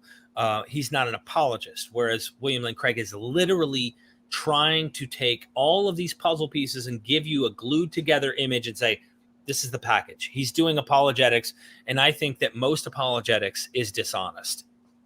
I can't see how it's not. Yeah, there's nothing I'm going to add to that. So yeah, go to the next one. Thanks, Chindi, though, legend. Thank you, Chindi. Mr. Monster, I've been waiting so long for you to cover Satan. Been watching every episode and a lot of great information. So finally, it's time. Hell, Satan. But I mean, there really is. But the thing, I mean, this is one of my shortest arguments in the book and shortest chapters, because there really isn't much to say about Satan. It's like, literally, if you believe Satan is true, then you need to think long and hard about your theology, because, you know, it makes, if God is just, if you believe God is omnipotent, then Satan's swept out under the carpet straight away. He's like, it's non-existent. So therefore, anything that Satan does is what God wants. End of argument. Deal with that, Christians. Unless you're a dualist trying to say, like, Zoroastrianism impacted it. Now you have a Satan that's fighting against God, which kind of makes you wonder, like, how is God in control of him, yet he has agency enough to fight against him? And, like, you know, there's all sorts of questions. Either God is omnipotent or he's not. And if he's not omnipotent, that's got huge ramifications for the rest of your theology. Mm-hmm. If he is omnipotent, then all this fighting is like, it's like WWF. WWE or whatever, you know, it's like, yeah, we'll just have a play and it's good for everyone else to watch, to think we're struggling, but in the end, I'm going to win. But really, I could just snuff you out like that. So, you know, if yeah, I just end up repeating myself. Mr. Monster, thank you so much. Constellation Pegasus, thank you again. You're seated at the right hand in MythVision heaven. You can make the Bible text say anything. Jehovah's Witnesses got their version of their insanity. Judaism and Christianity is so close and similar on certain parts, you can't figure it out. How can Jehovah write a book like this? It's infuriating. Yeah, it's an interesting book. Blaming Jesus for Jehovah by Robert Price, which is a pretty decent book in looking at the problem between the New Testament God and the Old Testament God, and that these two things just are not at all. You just can't integrate them. They aren't the same entity at all. Yeah, you can read anything from the Bible that you want, and people do. And goodness me, there's 42,000 different denominations of Christianity. They can believe all sorts of different things, theologically speaking. And people have the whole range of beliefs from the Bible, which is partly because it is the inspired word of God. So it gives you a bit of elbow room. It is not God's direct word. So some people feel that they can drop parts of it quite liberally. Other people are literalists, and they've got a much tougher job because some of that stuff is nuts. But yeah, there you go. I think it's interesting how Marcion early on was already doing this. Yeah, and he was showing the differences and thought this is a problem, and it was, and it is. But there's ways to harmonize that. Just go check out William Lane Craig. No, I'm just kidding. Thank you, Constellation, for that big super chat. I appreciate the support. Grays 174. Who's your favorite Christian apologist? Great question. I presume what you were saying earlier, probably Dale C. Allison. Actually, he's not a Christian apologist. I'm not going to say he doesn't have his moments where he has something, but I wouldn't label him that because he's not out here to convince anybody that it's true. He says that. You're quite right. Yeah. Well, I would say my friend Caleb Jackson's one of my favorite because I promise you that's yes. And the reason, he's not only nice, like he understands when we talk, right? And we're private chatting. He gets it. He's in MythVision group on Facebook, and he's like, I see what you're saying. Like, but I think he has this experience foundation. I think there's something at the bottom, but he gets it even if he doesn't want to draw those conclusions. It's either the experience. I've got friends as well in fairly similar positions where they're driven by the meaning. Like they've had to try atheism, and there's no ultimate meaning for them. It's all kind of subjective. We build up our own meanings, and I'd have arguments against this position anyway. But the feeling that God gives you this kind of comfort blanket of both meaning and afterlife, and I think that just does so much work for people that then they just add all these bolt-ons to that general idea, which is because I argue this. I would say the main reason Christianity and Islam exist as huge religions are the afterlife. If you took away the afterlife, if you took away heaven and hell, I think we mentioned this in the last video, if you took away heaven and hell, you broadly wouldn't have Christianity in any meaningful way.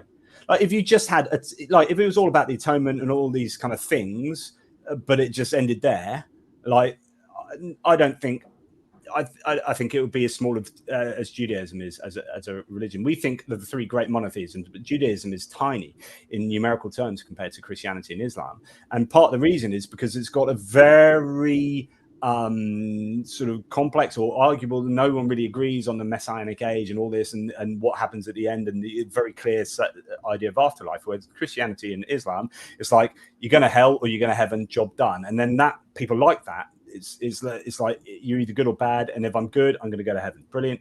And that helps them dictate their own lives. So I think that's hugely important, and I think that's broadly why a lot of people believe, which is that kind of setup, which is, you know, talking about Caleb Jackson as a universalist, which is the better version of that, which is everyone goes to heaven eventually. He that's what I was going to say also. He has a form of universalism. Not sure how that form exactly plays out, but at the end of the day, it's more optimistic than the typical. So I think he's just a really good guy who he's trying. And he's one, if I'm going to be critical, Caleb, you're going to watch this, is that like, he's all about miracles. Like there's got to be this modern day miracle. There's this miracle. We got to try and find, and he's critical of a lot of them too, but check out our debate on miracles that we had on this channel with Caleb, myself and you. And his buddy. I've not answered the question. My favorite Christian apologist, if anyone cares, is William Lane Craig, because without him, I wouldn't have had so many great arguments in my head. There's my favorite meme is a pie chart, and it's like what you do in the shower, right? And there's this tiny sliver which is like wash yourself, and like 99% of the pie chart is win imaginary debates against other people, right? And that's basically my life in the shower there, which is like winning debates against William Lane Craig. I'm sorry it sounds too much information, but like, so if it wasn't for William Lane Craig, I'd spend a lot more, I'd be a lot cleaner probably. But do you know what I mean? It's like he's the poster, he's like the atheist bogeyman, isn't he? So yeah, you've got to give him the props for that. Thank you for the super chat, Grays. I think at one point it was Ravi Zacharias when I was a Christian. This was before he obviously died and obviously was found to be doing happy endings at the local massage parlor. But, you know, he was one of my favorites for the longest time because he connected my thinking with my heart. And I thought this guy is like really, really putting out there. And I'm not saying he wasn't. I mean, we are all humans. He's made some mistakes, but anyway, thank you. Constellation Pegasus says, can I just say there were always going to be some comments about William Lane Craig and me in the shower. So thank you for the live chat there. I can't stand it when apologists or apologetics say the Bible was inspired and written by men, thus the mistakes. Is this not saying Jehovah can't write a book written the way he wants it written? How is this not stupid? This is sad. That's an interesting point, actually. Yeah, you know, the question. So all these kind of questions go back to what is the intention of God? Why did God bother creating? What's this all about? And I don't think people really deal with this question enough. Possibly because it's too difficult to get an answer for. But like, why bother with all this? So, does God genuinely want as many people to come to freely love Him as possible? In which case, he's done everything arse about tit here. Like, everything is wrong, because if he wanted as many people to freely come to love him, why is he making people born in countries and times where they can't even access any of that? Like, why has he got, if you're born in Riyadh, well, you know, all these arguments are arguments that we've gone through previously, are arguments to show that if that kind of intention is top of God's list, then he's screwed up. So, you know, it's trying to work out what's the intention. And if that's the intention, to get as many people freely loving God, for example, or get as many people into heaven, or I don't know, whatever, then that should then dictate what the best form of revelation is. And the question is always, when you're reading the Bible, for me anyway, which is this really the best way you could have gone about doing this? Like some of the stories in the Old Testament, like the countenancing of slavery. I've said this before. The Bible loses on slavery alone. I don't want to touch the book because of its claims on slavery. It loses on slavery. End of conversation.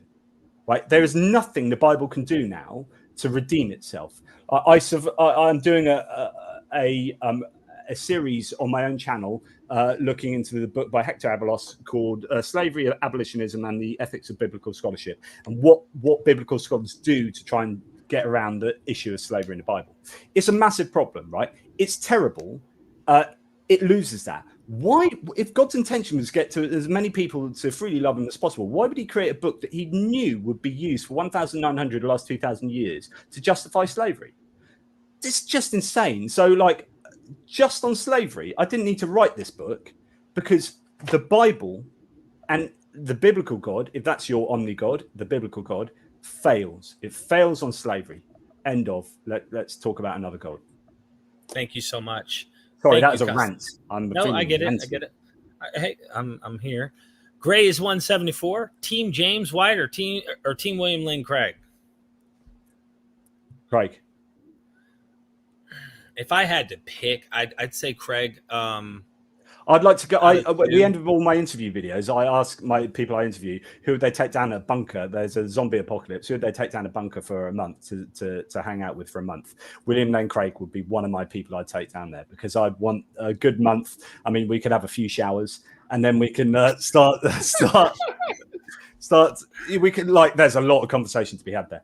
Yeah, I used to really enjoy James White, and when I was a Calvinist, but I think now because there's such an impact, his impact is so small in comparison, I think, to Craig's in terms of the amount of reach and whatnot too. So I'd be interested in really asking basic SE type questions, and the Socratic approach and just kind of poke and see. And I think it would come down at the end of the day to what he did with the doubting Kyle. Well, if you had that experience that I had, okay, we're getting to what it's really about. But thank you for that super chat. Next topic. As Scholavids just said, slavery is wrong, book finished.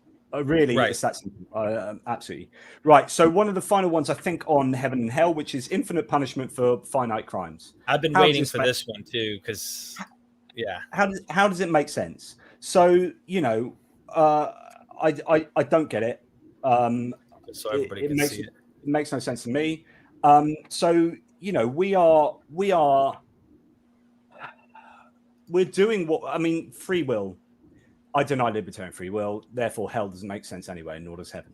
Right. So it's all nonsense anyway. But if you've done something wrong over a small amount of time, relatively speaking, and then you're sentenced to an eternity in hell, if you believe in that form of hell. And of course, there are different versions of heaven, different versions of hell, because and this is a really important point, the vagueness with which the Bible deals with heaven and hell is very important. That vagueness is super important because it means people can make up whatever they want out of heaven. They can make heaven and hell be whatever they want it to or want them to. And that vagueness is very clever because if in the Bible they nailed their colors to the mast and said, well, heaven is like this in a very unsophisticated philosophical manner, then that would have been disproved within hundreds of years, and then the Bible would have been on rocky ground. But because they generally don't say a lot, it means that people can make of heaven and hell what they like, and that's really, really useful for allowing Christianity to continue and be so pervasive. So the problem with infinite punishments for finite crimes or infinite rewards for finite good actions is it just doesn't match up. There's a massive asymmetry that is, I think, is untenable. It's just untenable. And there are basically two options, for example, the Christian or the Muslim or this kind of theist, which is one, the finite crime is a sin against an infinite being. You hear this quite a lot. It's like, it's a finite crime. It's a crime against God, and so God is infinite, so therefore it's an infinite crime. So therefore God can punish him forever in hell for eternity. It's like, okay.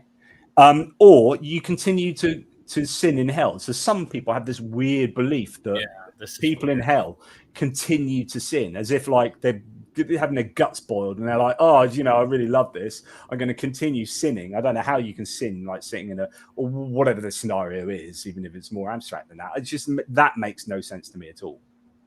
Yeah, that's one of the big ones. Is just the kind of crime that you might commit. I mean, the way I've heard someone try to argue against that as a theist is to say, well, we have people who literally pull a gun out, shoot someone, right? Let's say, I'm going to play a narrative here for a second to give you an example of how they try to address this. You're in a public place, you, your wife, your kids, you're eating at dinner. Some guy out of nowhere attacks your wife and kills her or something like that. You end up, I don't know, pulling out your gun, you shoot that person, and then you end up thinking that other people are involved and you kill multiple people, whatever. Maybe this is a bad analogy, but the point is you end up killing somebody and you end up spending the rest of your life in prison for like a single act. Like a single act gets you this punishment for 40 years, let's say. You get multiple charges. Or let's say you went and committed homicide. The self-defense thing probably doesn't work very good. You go and commit homicide, you get 40 years. There's a limit. But it's a long time. So they're kind of looking at it going, look, 5 seconds can send you in prison for 40 years. How could you, if you sin against an infinite God, how could you not see that, well, that act, that deed against this infinite God is what's going to give you infinite punishment? Do you see how they try to... And it's made even worse that God knew in advance that you were going to do this and created you anyway such that you would do this. So God is merely creating you such that you do what you were always going to do, and then God gets to throw you in hell for eternity. It's like God just looks like a sadistic, monster. But yeah, and the thing about, and we talked about this in a previous episode, but the thing about prison is that when we throw people in prison, in modern prisons and the best prisons in the world, like the Nordic prisons, for example, if we're measuring them on recidivism rates, so the rates of reoffending, the best prisons are actually the liberal prisons where they are trying to give them skills to tool them up to be able to deal with outside life. So they don't get a revolving door of criminals doing bad things, coming into prison, learning how to do things even worse, even better, and then sending them out again and then getting them back in again. You tool them up, say, right, you failed in society. What can we do to allow you to succeed in society so you don't do this again? Okay, job done. So it's about rehabilitation and it's about deterrence to some degree and less about retribution. So, but when you look at the eternal punishment version, there is no rehabilitation. It's just like you are in hell forever, right? And ever means ever, which is like this is eternal retribution. And yet God knew you were going to do this. None of this makes any sense. This is morally abhorrent, in my opinion, and stands against. Imagine we tried to do that today in society. We're going to lock you up not for life, but for like afterlife. I mean, like for literally ever, and we're going to torture you. And whatever. Yeah, that's tough. I mean, and look at the sins committed, right? Most people, if we're going to like lay out pictures, there's a reason names like Hitler ring a bell, okay? Because like not everybody's like mass genocidally trying to wipe out races of people and like actually trying to kill complete groups, subgroups, ethnic groups, whatever. The point is like they ring a bell for a reason. Most people took a cookie or stole an apple or saw their neighbor's wife and something happened there. By the way, all natural phenomena that is totally normal. Like it's, they didn't like get born and choose, hey, can I be a person who wants to sleep with other women or whatever? Like my point is these are natural inclinations that we didn't choose to have. They come, they spring up by themselves by being born into this world, which God supposedly brings them into this world to do.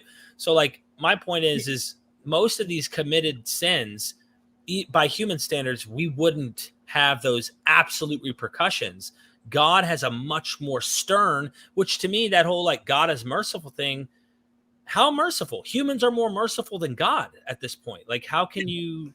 If you believe in that kind of like outcome. Right. I mean, remember when you are committing any action, you have all these things in your past that you have no control over anymore at the point of doing any given thing, right? So being born, your genetic inheritance, your life in the womb, your shaping your genetic self, your time and place of birth, your parents, relatives, race and gender, the nurture and the experiences in infancy and childhood, the mutations in your brain and body throughout your life and other purely random events, your natural physical stature, looks, smile and voice, intelligence, sexual drive and proclivities, personality and wit, and natural ability in sports, music and dance, religious training, economic circumstances, cultural influences, political and civil rights, and prevailing customs of your times, the blizzard of experiences throughout your life, not chosen by you, but which happen to you, all the molecules, particles, forces, and wave functions, the environment, everything. So all of these things, you now no longer, at any given moment of deciding, you have no control over.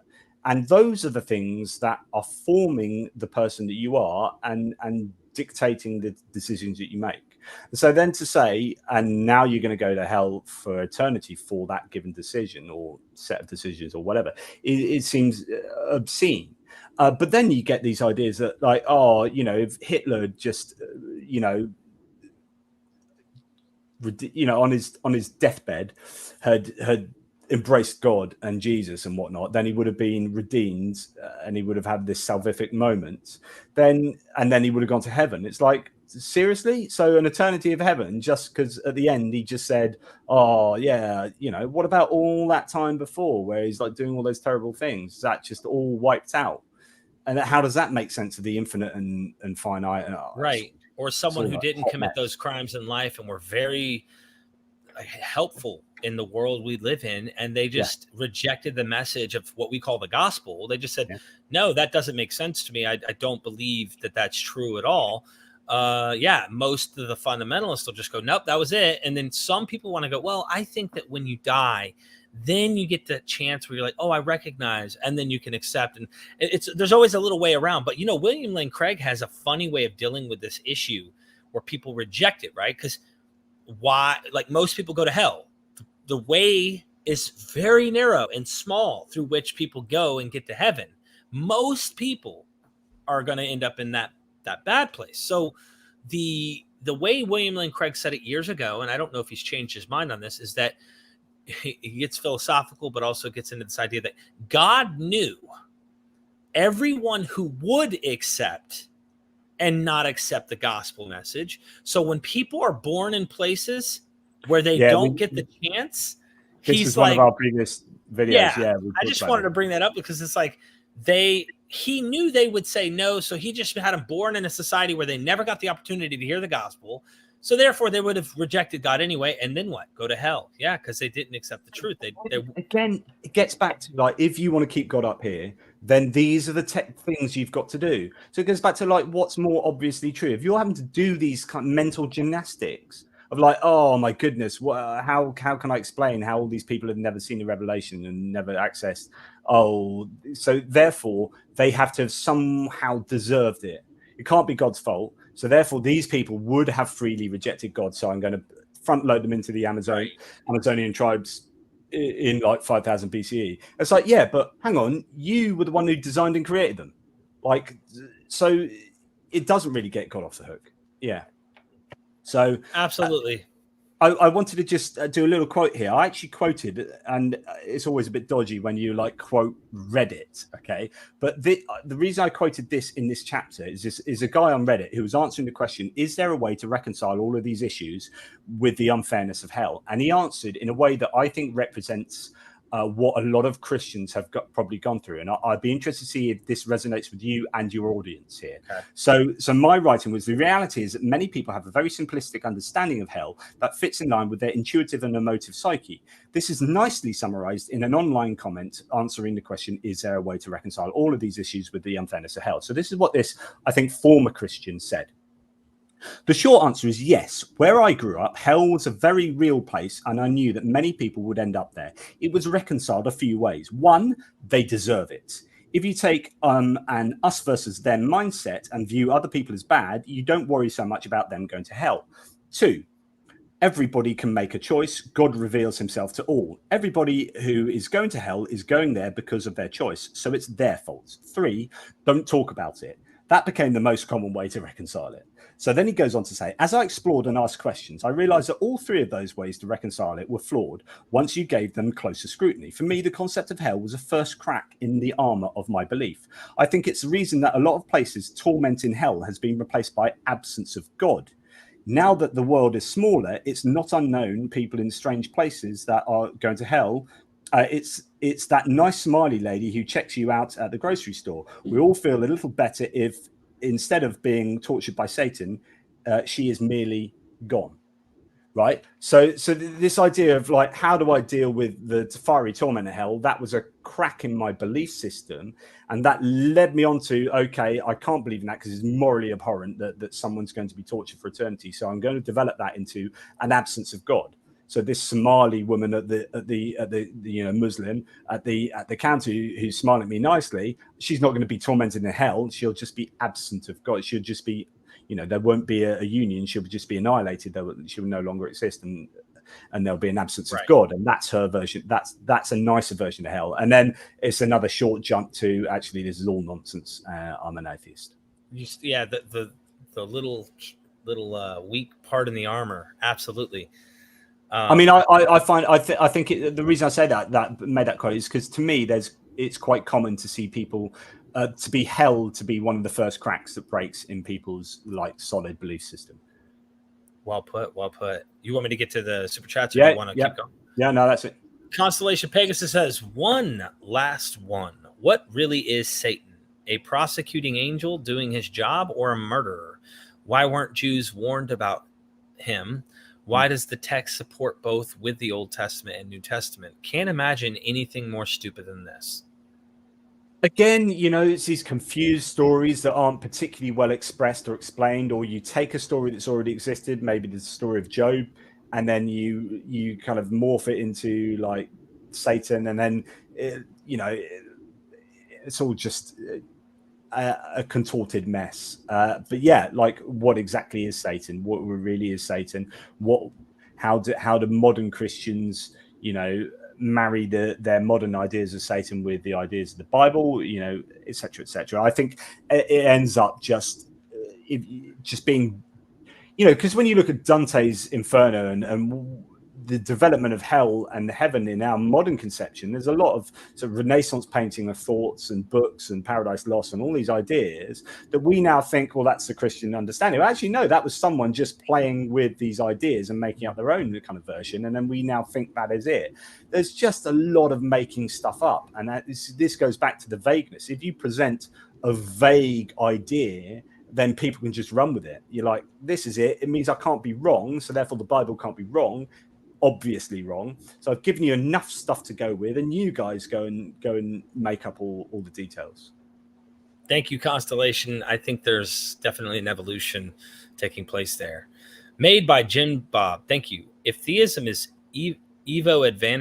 advantageous, and its natural expression, on what basis can you argue against it, being that you also reject free will to choose?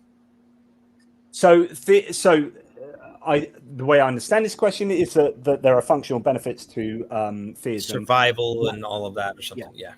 But you get to a stage in society where you kind of outgrow some of the things, because that's the sort of genetic fallacy or the naturalistic fallacy. We know how it came about, and it came about naturally, therefore it's good. It's like, actually, no longer. We don't need that anymore. Like, I can understand how we developed theism and why religion was good for in-group, out-group psychology and for cohesive bonding and social reasons. But it doesn't mean that still provides that, or that we can't provide that in another way. So what we look at in terms of secular humanism is providing those same functions, but in a secular way. And then saying, okay, well, what are some of the good things that religion do? Well, church societies getting together, helping each other out, sense of community, all these things can we construct that sense of community in a secular humanistic way? And then you get people like developing like the Sunday Assembly and all these kind of movements. Yeah, so yeah, I can see the advantages of religion and theism in those terms, but it doesn't mean that they are still advantageous, and it doesn't mean that we can't provide those functions in a better way now. I'd like to make a comment on this, if you don't mind me playing a clip that I actually This is in the video you haven't seen of William Lane Craig that I actually did. But I want to say something that I think is important, and I'm fascinated with this. I still think it is advantageous, but here's why I say that. From what I understand the beliefs to be, we're taking natural things we already actually apply to our loved ones, our parent figure, and things like that. And it's a step of agency beyond that we're assuming. So like the reason I think we're naturally hardwired to believe in these things is these are it's the same hardware and software that we use for our family, our love for our family, our food, what drives us to survive. And it's just this extra category of agency beyond that. There's an episode, I linked it in that William Lane Craig response with Darren Brown. And Darren Brown actually converts or gives a religious experience to an atheist. She's a scientist. If you haven't watched it, you really should go check out my response to William Lane Craig. But Darren Brown is a mentalist magician, and he's an atheist. And he literally on film within 15 minutes converts this lady. And I mean, like, she is sold, and he tells you how he's doing it, then brings her into the show. So you're going to want to watch the episode yourself later to express to her how he tricked her and how he did it to her. And it's the same experience I think I had in a different way, but like same feeling, same thing. So I think it's like tapping into the same stuff. Let me share I wanted to build that up to kind of bring the point across. Okay, here we go. Let's see. I hope I'm there. I'm going to mute my know what to do with the experience. Force over us, but how do we make it a reality in our lives? We need to personify it. We hope that this force is strong and wise and loving and all the attributes found in a classic father figure.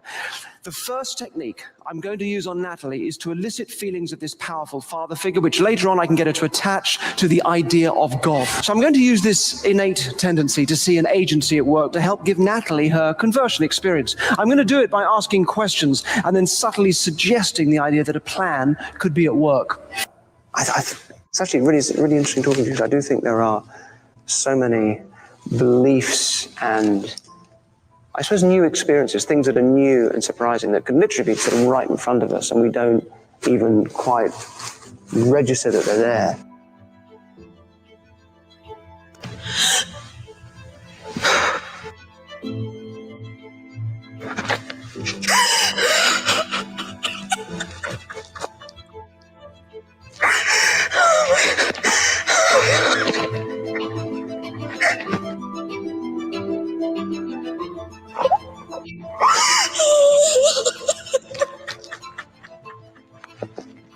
What do you think about that?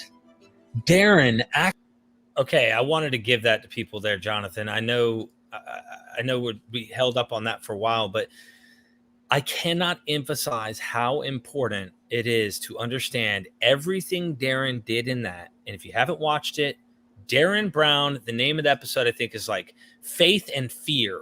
Look it up on YouTube. Darren Brown, Faith and Fear. He converts an atheist, and he's an atheist, and she doesn't even know it. And he wanted to show you how anyone can do this. It is a natural thing. She asks about her father. Tell me about your relationship to your father. Oh, he's my hero. Yeah. He took the father relationship and he gave agency to a father beyond. Don't we know about the Heavenly Father? Hallelujah. And all of those properties started to attribute to something that is looking out for her in her life. Don't you see how great your life has been? Look at the coat you're wearing. Look at how amazing the world is, right? I mean, and the next thing you know, you're like, oh, and he gave her that. Then he had to drop the bomb on her at the end in that episode about how he gave it to her. And you look at her face, she does not know how to receive it. She's like, almost like, there's no way this is fake. That experience that I had was real. I know it was real, sweetheart, because that's the power of experiences. Yeah, as you said earlier with William and Craig. Yeah, go watch that. I felt like I needed to make that point, man. So we are hardwired in many ways to assume agency in things because there is agency, our parents and stuff. Anyway, I think we outgrow certain concepts, though. Once we learn enough about ourselves, we should learn how to try to outgrow those. So we're on to the last section of the book with a couple of really quick arguments. prayer makes little sense. So God would already know and could experience. Well, God already knows everything, right? Okay, rewind. What's the point in praying? So praying is either going to be to get adoration, praise, and worship, as a confession, as a thanksgiving, and as a petition or supplication or intercession, which is asking for stuff, basically. So God wanting adoration and praise and worship is bizarre, right? If you are ontologically perfect and you have no needs, you don't lack anything. Why do you want worship and praise? And this is a problem with the Old Testament Bible, the Old Testament God, sorry, is that he appears to want burnt offerings, likes the smell of burning flesh, and wants to be praised and adored all the time. Confession, why would you confess anything? Because God can already read your mind and know what's in your mind, and there's no need to confess. Thanksgiving, you don't even need to thank God because God could already feel the thanks. You could just, just experience it. You don't need to sit down and pray about it. And then asking for stuff, you're asking God to change his mind. God can't change his mind. He's infallible. He's immutable. And if God has predicted the future to be a fact, then you can't change the future. So there's no point in praying to have anything changed. Intercessory prayer and supplication just makes absolutely no sense on OmniGod, right? God has got full divine foreknowledge. You can't say, "Oh God, can you make this happen?" It's like, "God, Doris has got cancer. Can you cure her?" It's not like he's going to go, "Oh, I didn't think of that. Right. Great idea. Oh, I'm so forgetful these days." It's like, you're asking me to change the state of affairs, which I already know is going to be the fact. So if I change the state of affairs, it means my foreknowledge is fallible, which means that I am not OmniGod. So God simply cannot change the state of affairs that he already knows to be, factual. So the only benefit to prayer appears to be some kind of spiritual benefit for the person praying, some kind of meditative, or it's exercising your spiritual muscles, or I don't know, some other kind of reason. But as far as getting God to do anything or giving something to God, it appears completely senseless. It makes no sense to me. Yeah. What do you have to say to that? I can only say from my experience with prayers, I always felt better after them. And I think it's because now looking back, I am the one who is hearing and seeing what I'm saying. So it was kind of satisfying for me at the end. It's like looking in the mirror. That's the best way I could put it. It's like looking in the mirror for me. Yeah. So it's very much a personal thing about you and how you feel about yourself. And that's fine.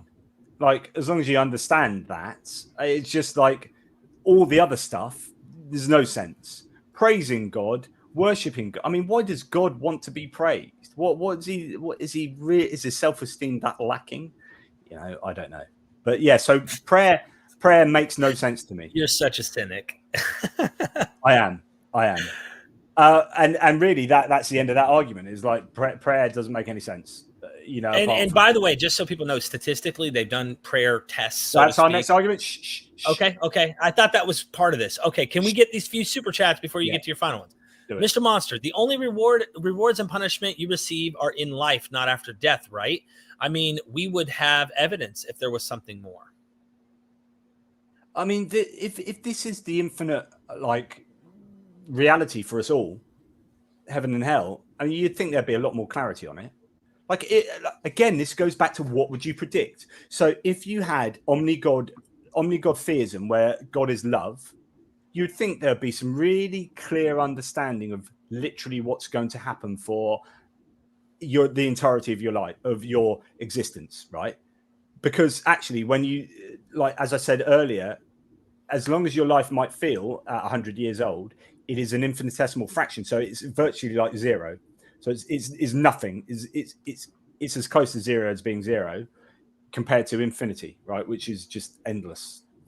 And so therefore, if most of your existence is going to be this by a country mile, by a huge margin, then you'd think there'd be a lot more clarity on this. What would we predict? Well, we wouldn't predict that we'd know virtually nothing about heaven and hell. and how to get there. People still disagree on what gets you to heaven and hell. Is it faith or is it deeds? Is it a combination of both? What's the demarcation line? What gets you into heaven and what gets you into hell? There's no clarity on this, and yet that's where we're going to go for infinity. Would we expect that, given God is love? No. It's like a blind test. So, yeah. I'm starting to rant again. That was amazing. No, that was an amazing rant. I think someone needs to clip that.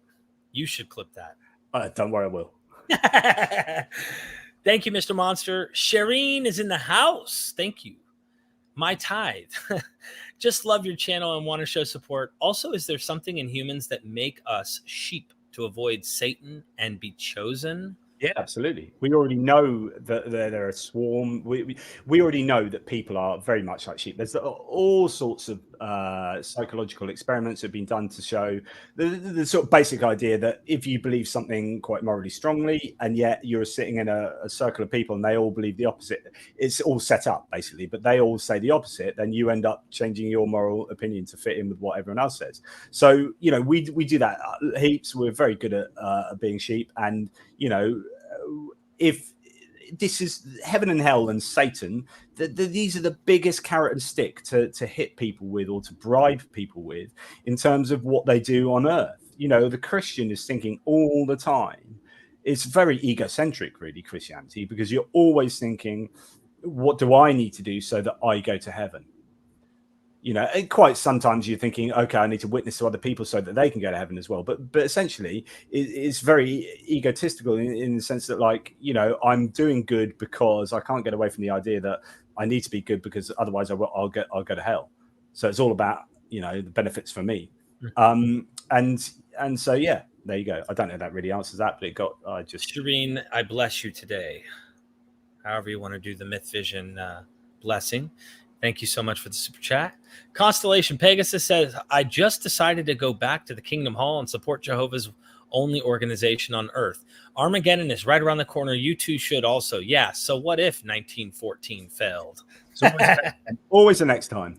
Harold Camping. I got that date wrong. Cognitive dissonance reduction. You'll make it work eventually. Thank you, Constellation. I did want to mention that experiment where the guy walks on from Shireen's thing about the sheep, how that guy, they did an experiment where the guy walks onto the elevator and they had hidden cameras. And there's like 4 other people in the elevator who have their hats. They're all wearing hats. This guy has a hat. He walks a business suit type thing.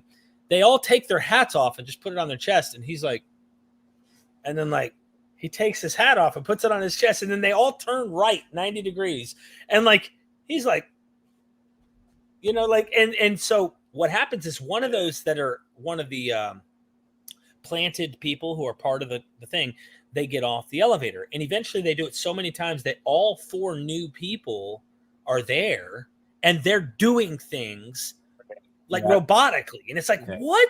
Hold on. There's some weird psychology stuff going on here. Aaron Adair dropping a blessing. To defeat an infinite God requires an infinite number of arguments. So we need to get back to work. Here's a donation to get closer to infinity. And here's a fun fact. I'm writing a book with Dr. Aaron Adair at the moment, and hopefully he's going to be on with you and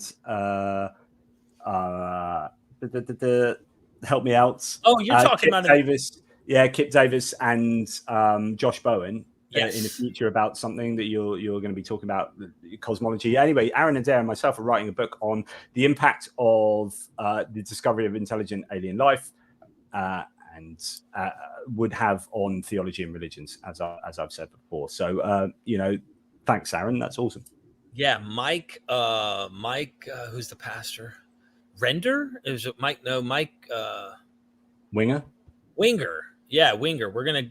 He did a flat earth video, of course, into the language of the Hebrew Bible, which he isn't someone who knows the language. And I have a Dead Sea Scroll scholar who knows Hebrew, of course, knows the languages, Aramaic, the whole nine. Joshua Bowen, who literally teaches Hebrew and has written books on Hebrew and is an Assyriologist, knows Akkadian, knows Sumerian, knows all this stuff. And then I have a scientist who knows the cosmology of the world right now, like what we know, Dr. Aaron Adair, who is worked at CERN. I mean, the guy's like a genius. So I'm going to have all three of these guys and me, the doofus, who doesn't know jack, who's going to be sitting there. I just know how to talk, you know. You know, everybody likes that. Derek made that dumb. I'm like the mother who chews the food and then puts it in the, you know, here you go, everybody, you know. But seriously, I'm going to have all these brilliant people, and we're going to be picking apart the absurdity of Mike Winger's video at some point. Be on the lookout. That's good. And go get his books too. Aaron Adair. Yeah. Gray's 174 prayer works because of rubber ducky I wanted to say ducky. Rubber duck theory. Look it up. Do you know about that? No. So go on to the next one and I'll have a quick look. Okay. I'm going to the next one. Jeffrey Johnson says, thanks, Derek and Jonathan. Thank you for the donation there, Jeffrey. I really appreciate the support. Suicide Dropkick. Please have Jonathan back often. Thank you, guys. Thank you, Suicide. Dropkick. Sounds very negative. No, thank you. That's really kind. Yeah, thank you. Really appreciate that. And I do plan on having him come back and for debates and more discussions. He's always writing new books, so we are going to get that alien book at some point. We're going to have to do all this stuff. But yeah, did you look up the rubber duck theory there? It would take me too long, I think, to look into rubber duck debugging. Yeah, I'd have to come back to that. If he can explain that maybe in the chat, and we can see. Okay, thank you. All right, we are caught up now. Yes, brilliant stuff. So the next one is prayer is not effective. So not only does it make no sense, but actually, when you look at all the metadata for work on prayer, it's well, at best inconclusive, which is what you'd expect, which looks rather like random. So first of all, let's talk about grounding this, which is that prayer is the biggest form of alternative medicine in humanity. There is no greater thing that's been used as often as prayer has to try and cure people or do things or change stuff. So you'd think it would have been tested an awful lot, but actually it hasn't been tested very much because it's quite difficult to test, and actually people really don't give that much, you know, credence to the effect of prayer.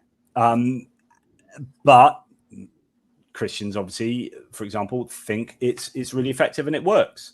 You know, the frustration of having a 13-hour like surgery to save someone's life, and then, you know, the head surgeon coming out speaking to the husband or wife and saying, oh, you know, all the training and science and manpower and expertise we put into this, we've managed to your husband's now alive or wife's now alive, and then they say, oh, thank God for that, oh, thank you God, this is a miracle. It's not a miracle, it's 13 hours of really hard surgery, thank you very much. So, you know, anyway, that's nature prayer. But anyway, it's not effective. So the three biggest metadata studies, 2003 one has shown this analysis reported some benefit for prayer, but admitted that of all the studies, quote, only 3 have sufficient rigor for review here. And that in all 3, quote, the strongest findings were for the variables that were evaluated most subjectively. In other words, there was a subjectivity bias. So this is a problem about, like, you know, getting good quality data is looking at the methodology. And with these, it looked like the studies that showed that prayer had some kind of benefit were the ones that had most subjectivity in the data, which is, yeah, I felt better, you know, on a scale of 1 to 10. Yeah, you know, rather than having proper quantifiable data.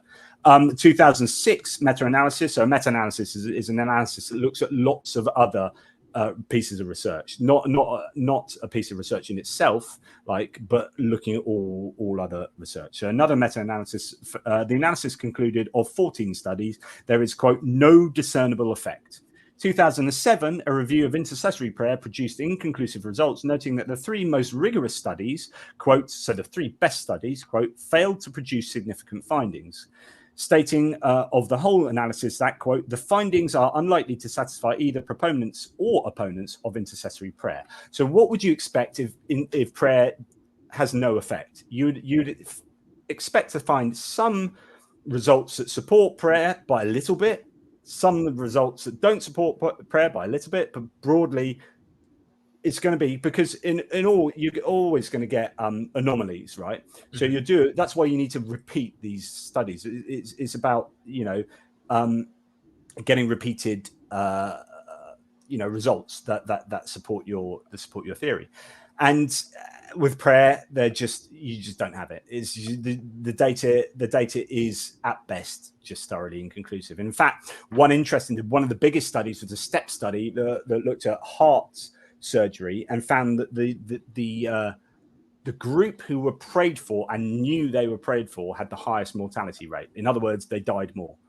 So in fact, prayer worked the wrong way. So they knew they were prayed for, and they died more. So, they should have been Baptist. They should have been. It's the version that they were praying from. See? It's the wrong prayer. When are they going to learn? One thing I did want to bring up is back to the whole rubber ducky theory. Gray said, rubber duck debugging is a process of figuring something out by entirely yourself by the process of explaining your problems to a rubber duck. Let me go back to that super chat just so that we can at least address it real fast. I did. Prayer works because of rubber duck theory. So it's like a placebo effect on yourself. Yes. Yeah. So this is exactly what I said, which is like the only way in which prayer works is it gives you some kind of meditative or some kind of spiritual growth, or it's good for you, but it's not changing anything about God. It's like the worship and praise part for God is pointless because God either knows that in advance or doesn't need praise and worship. Confession and thanking, all those things God already knows. So therefore, it's all about yourself. Prayer is just to make you feel better, or I don't know, to improve yourself in some way. That's all that prayer can do. Like Augustine, I think had like a prayer I read one time, or it sounded like he said something like, "God help me line up." Like he's asking for something, and then he turns around and is like, "But your will's going to be done anyways," because he's predestinarian, and but like, help my will line up with what your will already is. In some weird way, it was just very strange the way that he prayed it. It's almost like that Jesus prayer where he's like, "God, let this cup pass from me, but let your will be done." And it's like he wants this suffering not to happen. Like Jesus doesn't want to die, but then he turns out, but let your will be done. It's the problem is if this is the tension of having an agent who is OmniGod.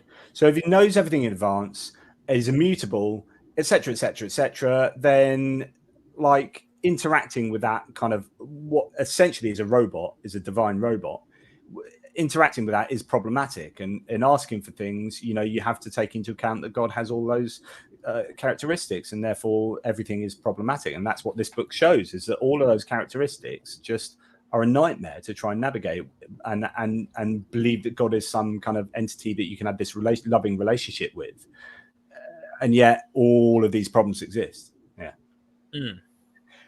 So the last argument is number 30 is but God is not OmniGod according to the Bible. So having gone through and slated God, or like criticized this idea of God, of OmniGod, it turns out the Bible is just a big hot mess of what God is. And this goes back to the super chat you had right at the beginning of this, which is, well, is this OmniGod the God of the Hebrew Bible, for example, or the Christian Bible? And the answer is no, but it's the most sophisticated version of God, and there is this tension that exists that we talked about earlier. And the problem is that, as I said earlier, the Bible is full of all these different authors making all these different claims about what God is and God isn't. And it's just the New Testament is a theological step away from what the Old Testament is, and it's just a massive mishmash of ideas struggling to provide clarity and coherence. But the Bible claims multiple times throughout that God is all powerful. So Matthew 19:26, Psalm 147:5, Luke 1:37, Jeremiah 32:17, Job 42:2, and so on. So there's plenty of evidence to show, or plenty of claim in the Bible that God is omnipotent. But then there are these times in the Bible where God isn't omnipotent or isn't omniscient. There are claims that he's omniscient and there are claims that he isn't. Right. Iron chariots, the classic one that skeptics love, which is that, the Judahites had God behind them and they were having this war, but they couldn't win it because the opposition had iron chariots, as if like God was like particularly screwed over by the notion that they used iron for their chariots. No, I can't. There's nothing I can do. I like I like it when people are like, does God know everything, or does God not know everything? And then you just respond and go, yes. Yeah. You know what I mean? Like, yes. Well, yeah. So in James 1:17, you have there is no variation or shifting shadow. Hebrews 6:17, the fact that his purpose is unchangeable. Hebrews 6:18, it is impossible for God to lie. Titus 1:2, in the hope of eternal life, which God, who cannot lie, promised long ages ago. So on and so forth. So you get these claims about he cannot deny himself, cannot lie. And then you have all of these examples in the Bible where God has done divine deception and has either outright lied or countenanced other people lying. And it's really, really problematic. You've got God being omniscient, but then not being able to find Adam and Eve in Genesis 8. Cain was able to be hidden from God in Genesis 4. God didn't know where Sarah was, Genesis 8. When God was about to murder everyone in Sodom and Gomorrah, God wondered, shall I hide from Abraham what I am about to do? Indicating that he didn't really know his own future actions. And of course, you explain all this, like we can explain all this. This is a book written by humans, broadly mythological, as God is just as kind of superhuman, but he's going to be speaking in human terms and he's going to have human characteristics. The problem is that doesn't jive with the modern understanding of God. So something has to go. Now, either the modern understanding of God goes, so God is not OmniGod, but then you're going to have problems philosophically there, or you accept that the Bible is just not really very accurate. I was going to say, another solved problem would be stop worshiping the Bible and start realizing, even like Martin Luther. I mean, you're in the Protestant tradition, most likely, if you're taking this kind of position. You may or may not be. But my point is, Martin Luther started to reject certain books as canonical. He rejected Jude. He rejected Revelation. He rejected the letter of James. And my point is like, if you found inconsistency on the observation about your God, start cherry picking text and saying, whoever compiled this literature put, a square here and a circle there and a triangle, and they just don't fit into each other. So I need to find out what I believe and why I want to believe it, and then follow the literature that matches that kind of idea. But that gets down into some complex stuff, because then you can start finding problems even within Paul's own letters of Paul's own writings, where Paul can't agree with Paul. But anyway, this is why I love doing what I'm doing. Is a few more examples. God didn't know that Abraham feared God in Genesis 22. God didn't know who he was wrestling with in Genesis 32. God didn't know who was with Balaam in Numbers 22. God didn't know what was in the Israelites' hearts for 40 years in Deuteronomy 8, despite knowing what is in everyone's hearts in Psalm 44, Acts 1, 24. And God didn't know whether the Israelites would obey him or not in Judges 2, 22. So on and so forth. And then, so you just got all of these problems. Is God OmniGod, or is God not OmniGod? And the Bible, as you say, the Bible answers that with yes. Yes. But two of the big ones are the global flood, which is kind of bizarre. So it was very bizarre. So not only is it morally abhorrent that God would design and create humans, they'd all go wrong, and then start again by killing them all. And all the animals, apart from a bunch, and then starting again, and then nothing's changed. So it's like, well, what's the point of that?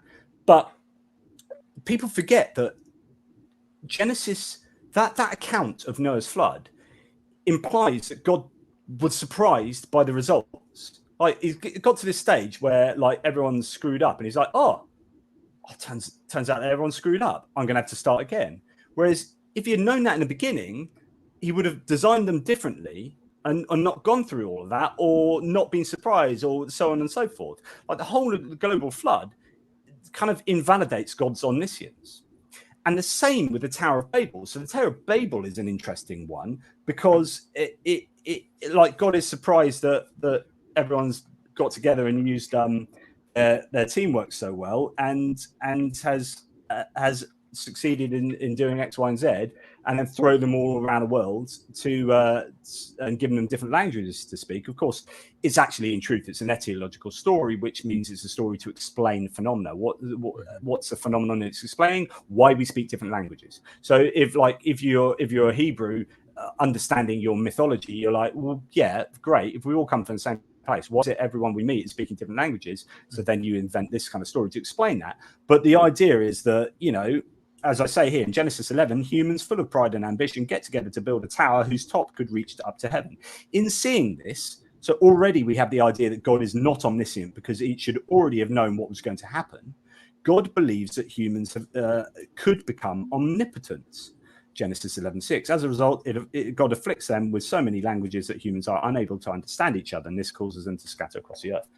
It's the idea is that stories like this show that God is not omniscient because he's like, oh, look what's happened. Oh, I'll react in this way. And then you've got Nineveh. God changes his mind with Jonah and the whale and the Ninevehs, and you're like, what is this God? Is it OmniGod or is it not OmniGod? If it's OmniGod, here's a bunch of arguments to show that that's nonsense. And if it's not OmniGod, here's a bunch of arguments to show that's nonsense. I like how you mentioned the whole, it's a myth about languages and why we have languages. I also look at Genesis with death. Like, that's a myth to explain why we die. It's also a myth to explain why women are in pain when they have birth. And, all of these, there's a lot of foundational stories here to try and explain the world. Sodom and Gomorrah, like Lot's wife, is literally a rock, like a pillar of salt rock.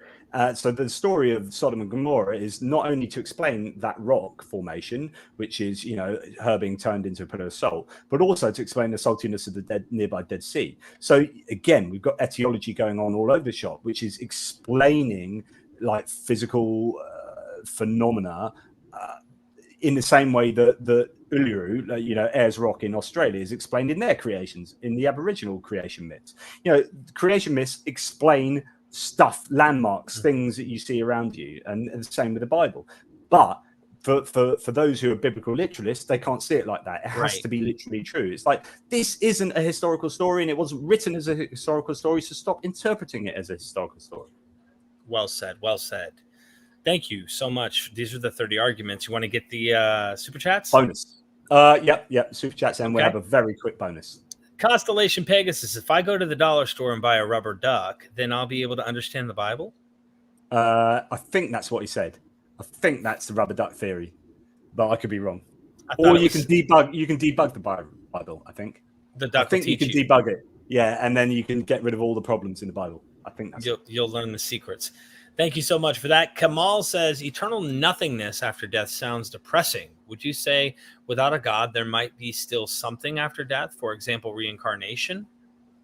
Good question. So depressing sounds depressing from your point of view now. The big problem that people have in philosophy is comparing non-existence with anything. So it's like, non-existence has no value because it's nothingness. Even giving that a word is almost a problem. So if you don't exist, it is neither good nor bad. So you can no more say non-existence is worse or better than life, because that's like saying, I don't know, apples are better than a cheese grater. It's like, what are you talking about? These two things are just non-comparable. You just can't compare them. So this is a common thing you hear that because we think about life being great and doing good things, and you can't do those good things if you don't exist, you think non-existence is bad. Non-existence is valueless. It has no value. So therefore, you can't compare anything with it in terms of evaluating them together. Does that make sense? It's a little bit funky, but it's really common that you hear, non-existence sounds bad. It's just nothing. The way I psychologically approach this, because I think it is something that only a living, experiencing, conscious person really gives a crap about, is that, like, someone asked me recently, I was on a radio program, and they were like, hey, what do you think happens when you die? And I was like, I reversed the question immediately and just said, like, what was it like before you were born? Do you remember that? And he's like, no. And I was like, okay. Did it hurt? Did it suck? Were you depressed? Were you miserable? Yeah. And it's like, no. Okay. Well, nobody else was depressed or feeling bad that you didn't come into existence. The reason why we care is because we're here now and we're thinking about what we're going to lose and after. Do I wish there was something more? I do. As an atheist, I do. But I'm not going to go into wishful thinking because of it. I'm not going to put myself in a position to believe something that I don't have any good evidence to think exists. And as far as what could there be after death without a god, I see. It goes back to the previous video we did on the soul. In order to exist beyond death, you need some transcendent vehicle that allows you in some capacity to exist beyond your death. Which really is going to sound like some kind of dualism and some kind of soul consciousness or something that connects you to a newer version of you or something. And without that, I can't see that you can have anything beyond death, because I firmly believe that none of those things exist. And so, yeah. Thank you so much. Yeah, good question. Constellation Pegasus says, where is this putting a square in a round hole in the Bible?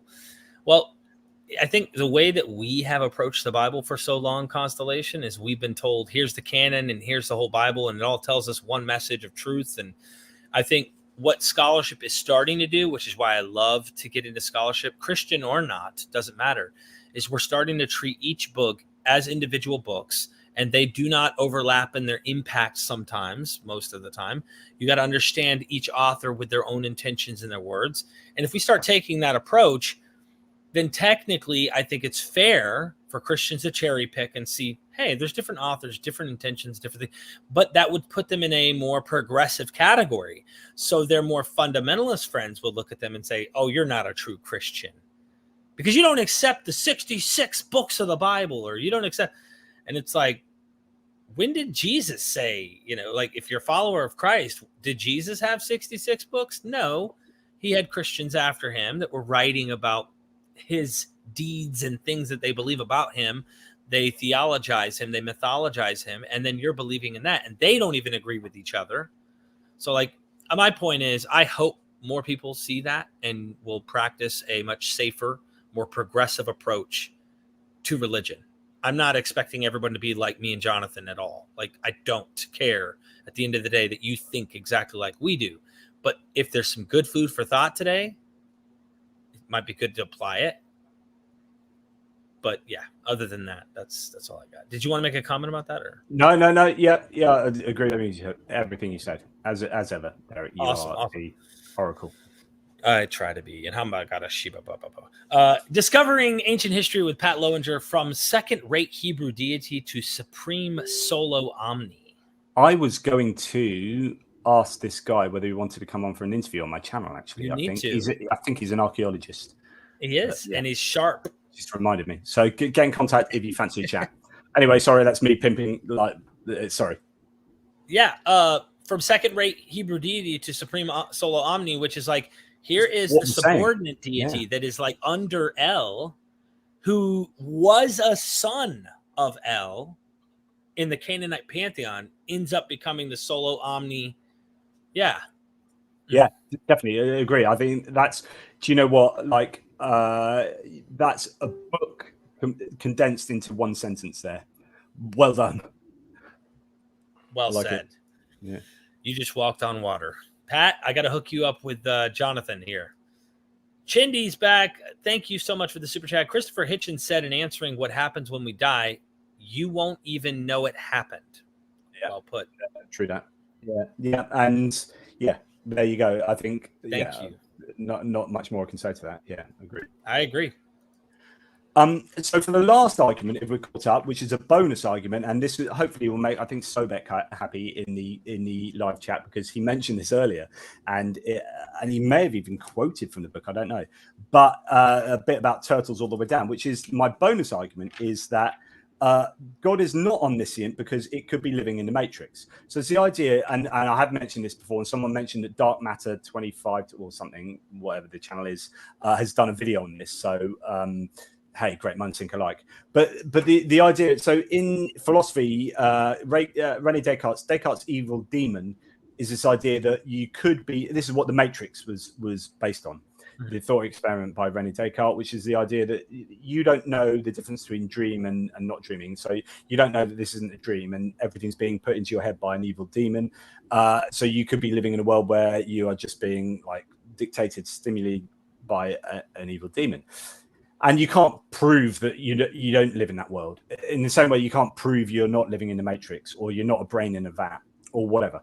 So, and this is absolutely true, although I think I'm not, and there's no good reasons for me to believe that is the case.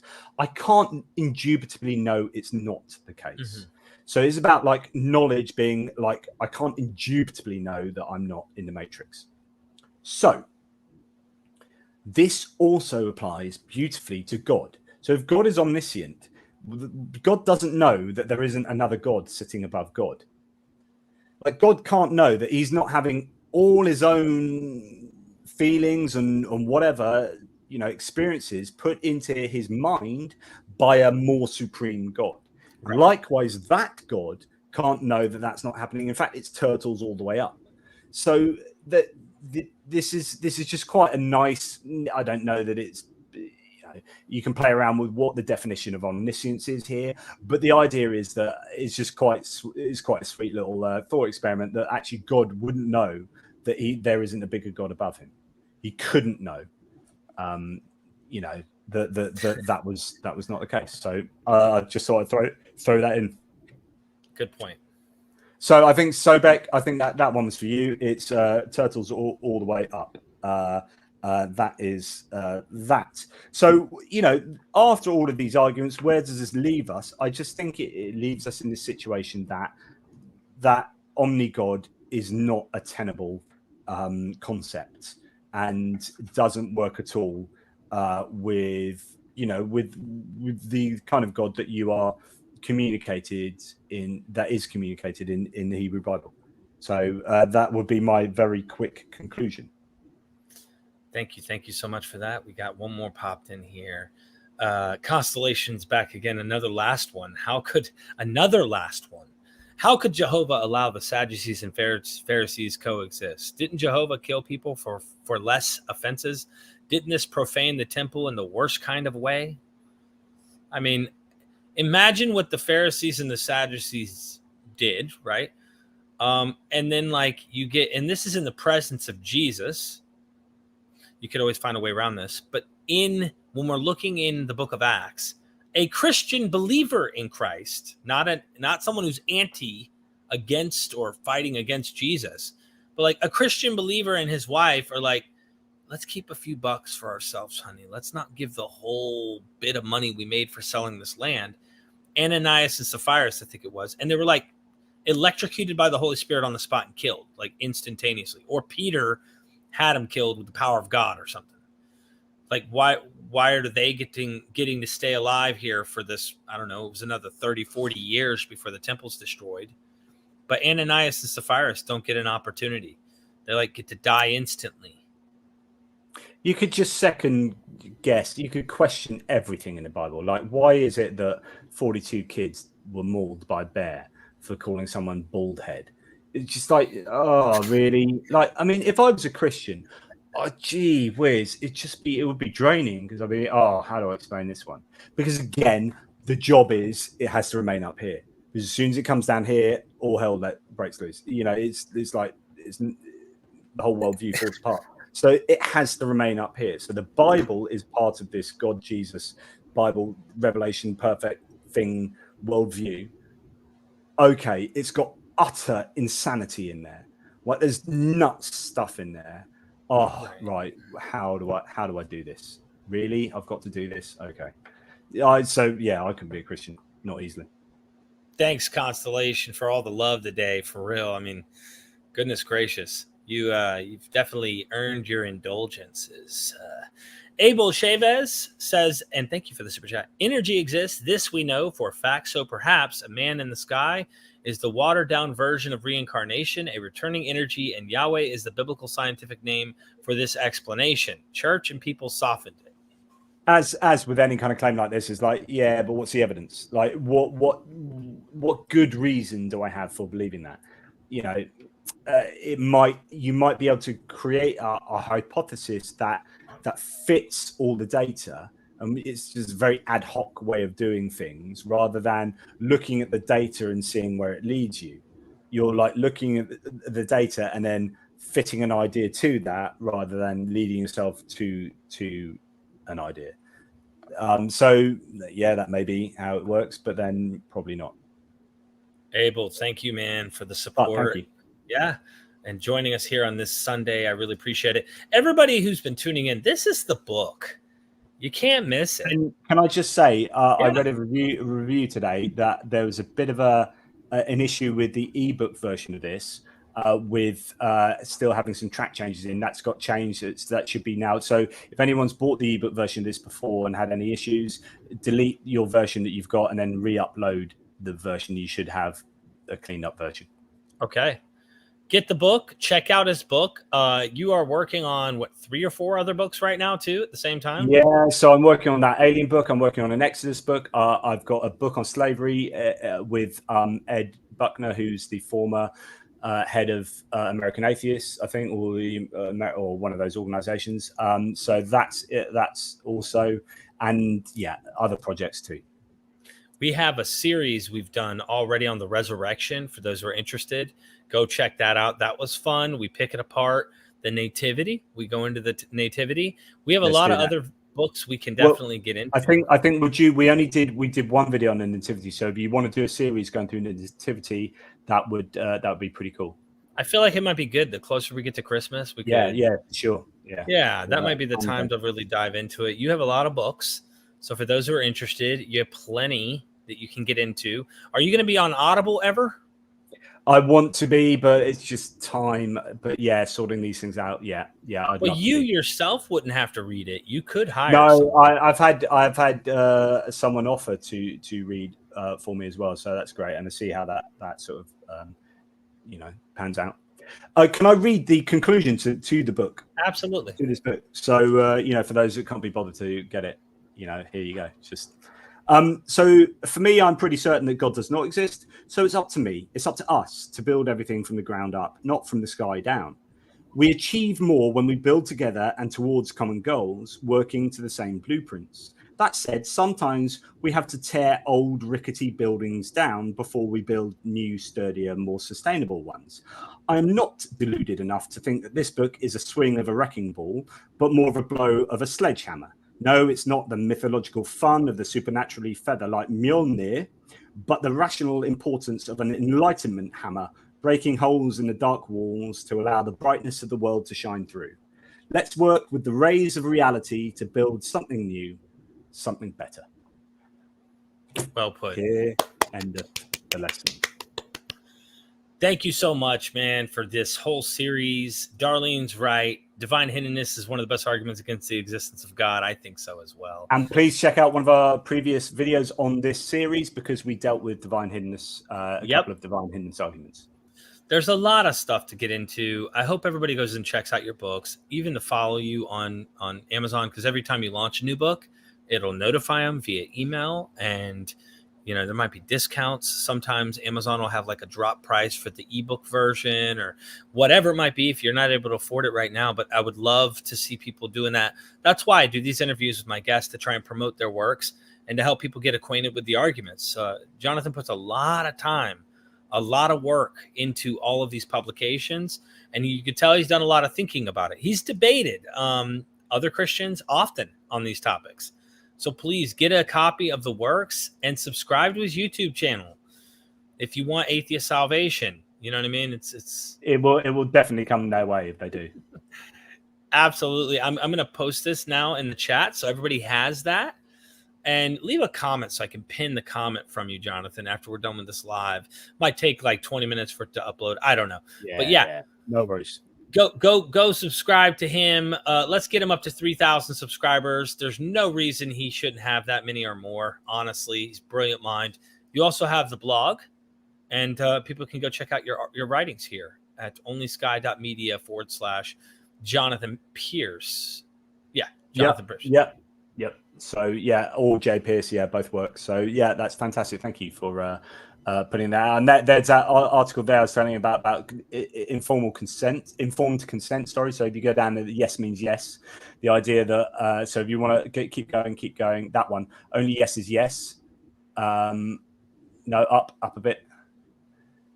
Anyway, yeah. So that is about God not asking us if He wants to use us for a greater good. So why suffering and evil happen, and theists say it's it's for a greater good. Yeah, but it's not really the dumb thing to use people's suffering without asking them first. But there you go. Thank you. Last of all, MythVision's Patreon. I mean, look, I'm busting my hump. I really am. And I'm trying to move my family right now. Today was my son's birthday. He's 9 years old. Caden Lambert, I love you. You're probably not going to watch this, but who knows? One day, son, you might look back and watch these episodes and go, that was my dad. Like, my daddy was, doing these videos, and he was making an impact on what he believed was right. You're 9 years old today, son, and I love you. And working hard for them, for you, to try and bring more peace to the world, because I find so much tribalism that goes on between. I want atheists that are staunch atheists to try and relax a little bit, try to give people credit on educating themselves and growing. And I want fundamentalist Christians to grow up too and try to realize, okay, hold up, what is this? What am I reading? What is going on? So I want to try and find a way to bridge those gaps and allow our differences not to divide us so much that we can't get along and have peace with one another and love each other. I work very hard. Like I said, hundreds of videos on Patreon that have not been released to the public. Videos I've done with John Dominic Cross and John J. Collins, Joel Baden, Elaine Pagels, Joshua Bowen. I mean, the list goes on. There's just so many. James D. Tabor. And be on the lookout for the upcoming courses that I'm launching. The soon ones that are coming out, and they're going to be launched by Gnostic Informant, are going to be with M. David Litwell on the mysteries. That's coming. That's going to be launched hopefully within the next week. And you'll be seeing that from Gnostic Informant. Also, Litwa's going through a tough time. Litwa just got fired from a Catholic university because of the direction in which his scholarship is going. No way. So this is Mike Licona. Like, worse, because Mike Licona was like immediately picked up, by another church that was like, okay, the zombie apocalypse, you think it's metaphor or you think it's something else. Whereas Lit was like, it's not a fundamentalist college. This is a legit academic college. But because he wrote Found Christianities, there's a GoFundMe. Can we get Jason Sobek? Can you post a link to that GoFundMe too? He's trying to get his family out of Australia because he's now getting laid off from that job at the Catholic university he was at, and he's going to have to find a new job at a new university. The guy's published amazing, actual, legit scholarship in this area, and he's getting fired.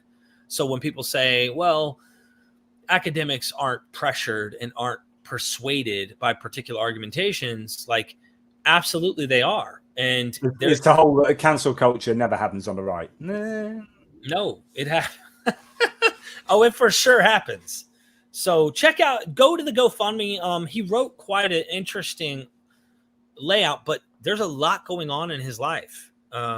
It's not just that he is getting laid off because of the belief stuff, and he's writing critically. He's giving a voice to the heretics, to those who are, performing heresies, teaching heresies. He's giving you all the early voices in Christianity that had opposing views to what we are being taught is called orthodoxy, and how some of these voices were earlier than the Orthodox voices. But his wife's also pregnant now.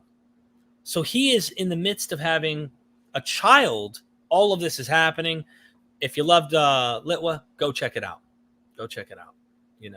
I really, really recommend it. And Jason Sobek commented that in the chat.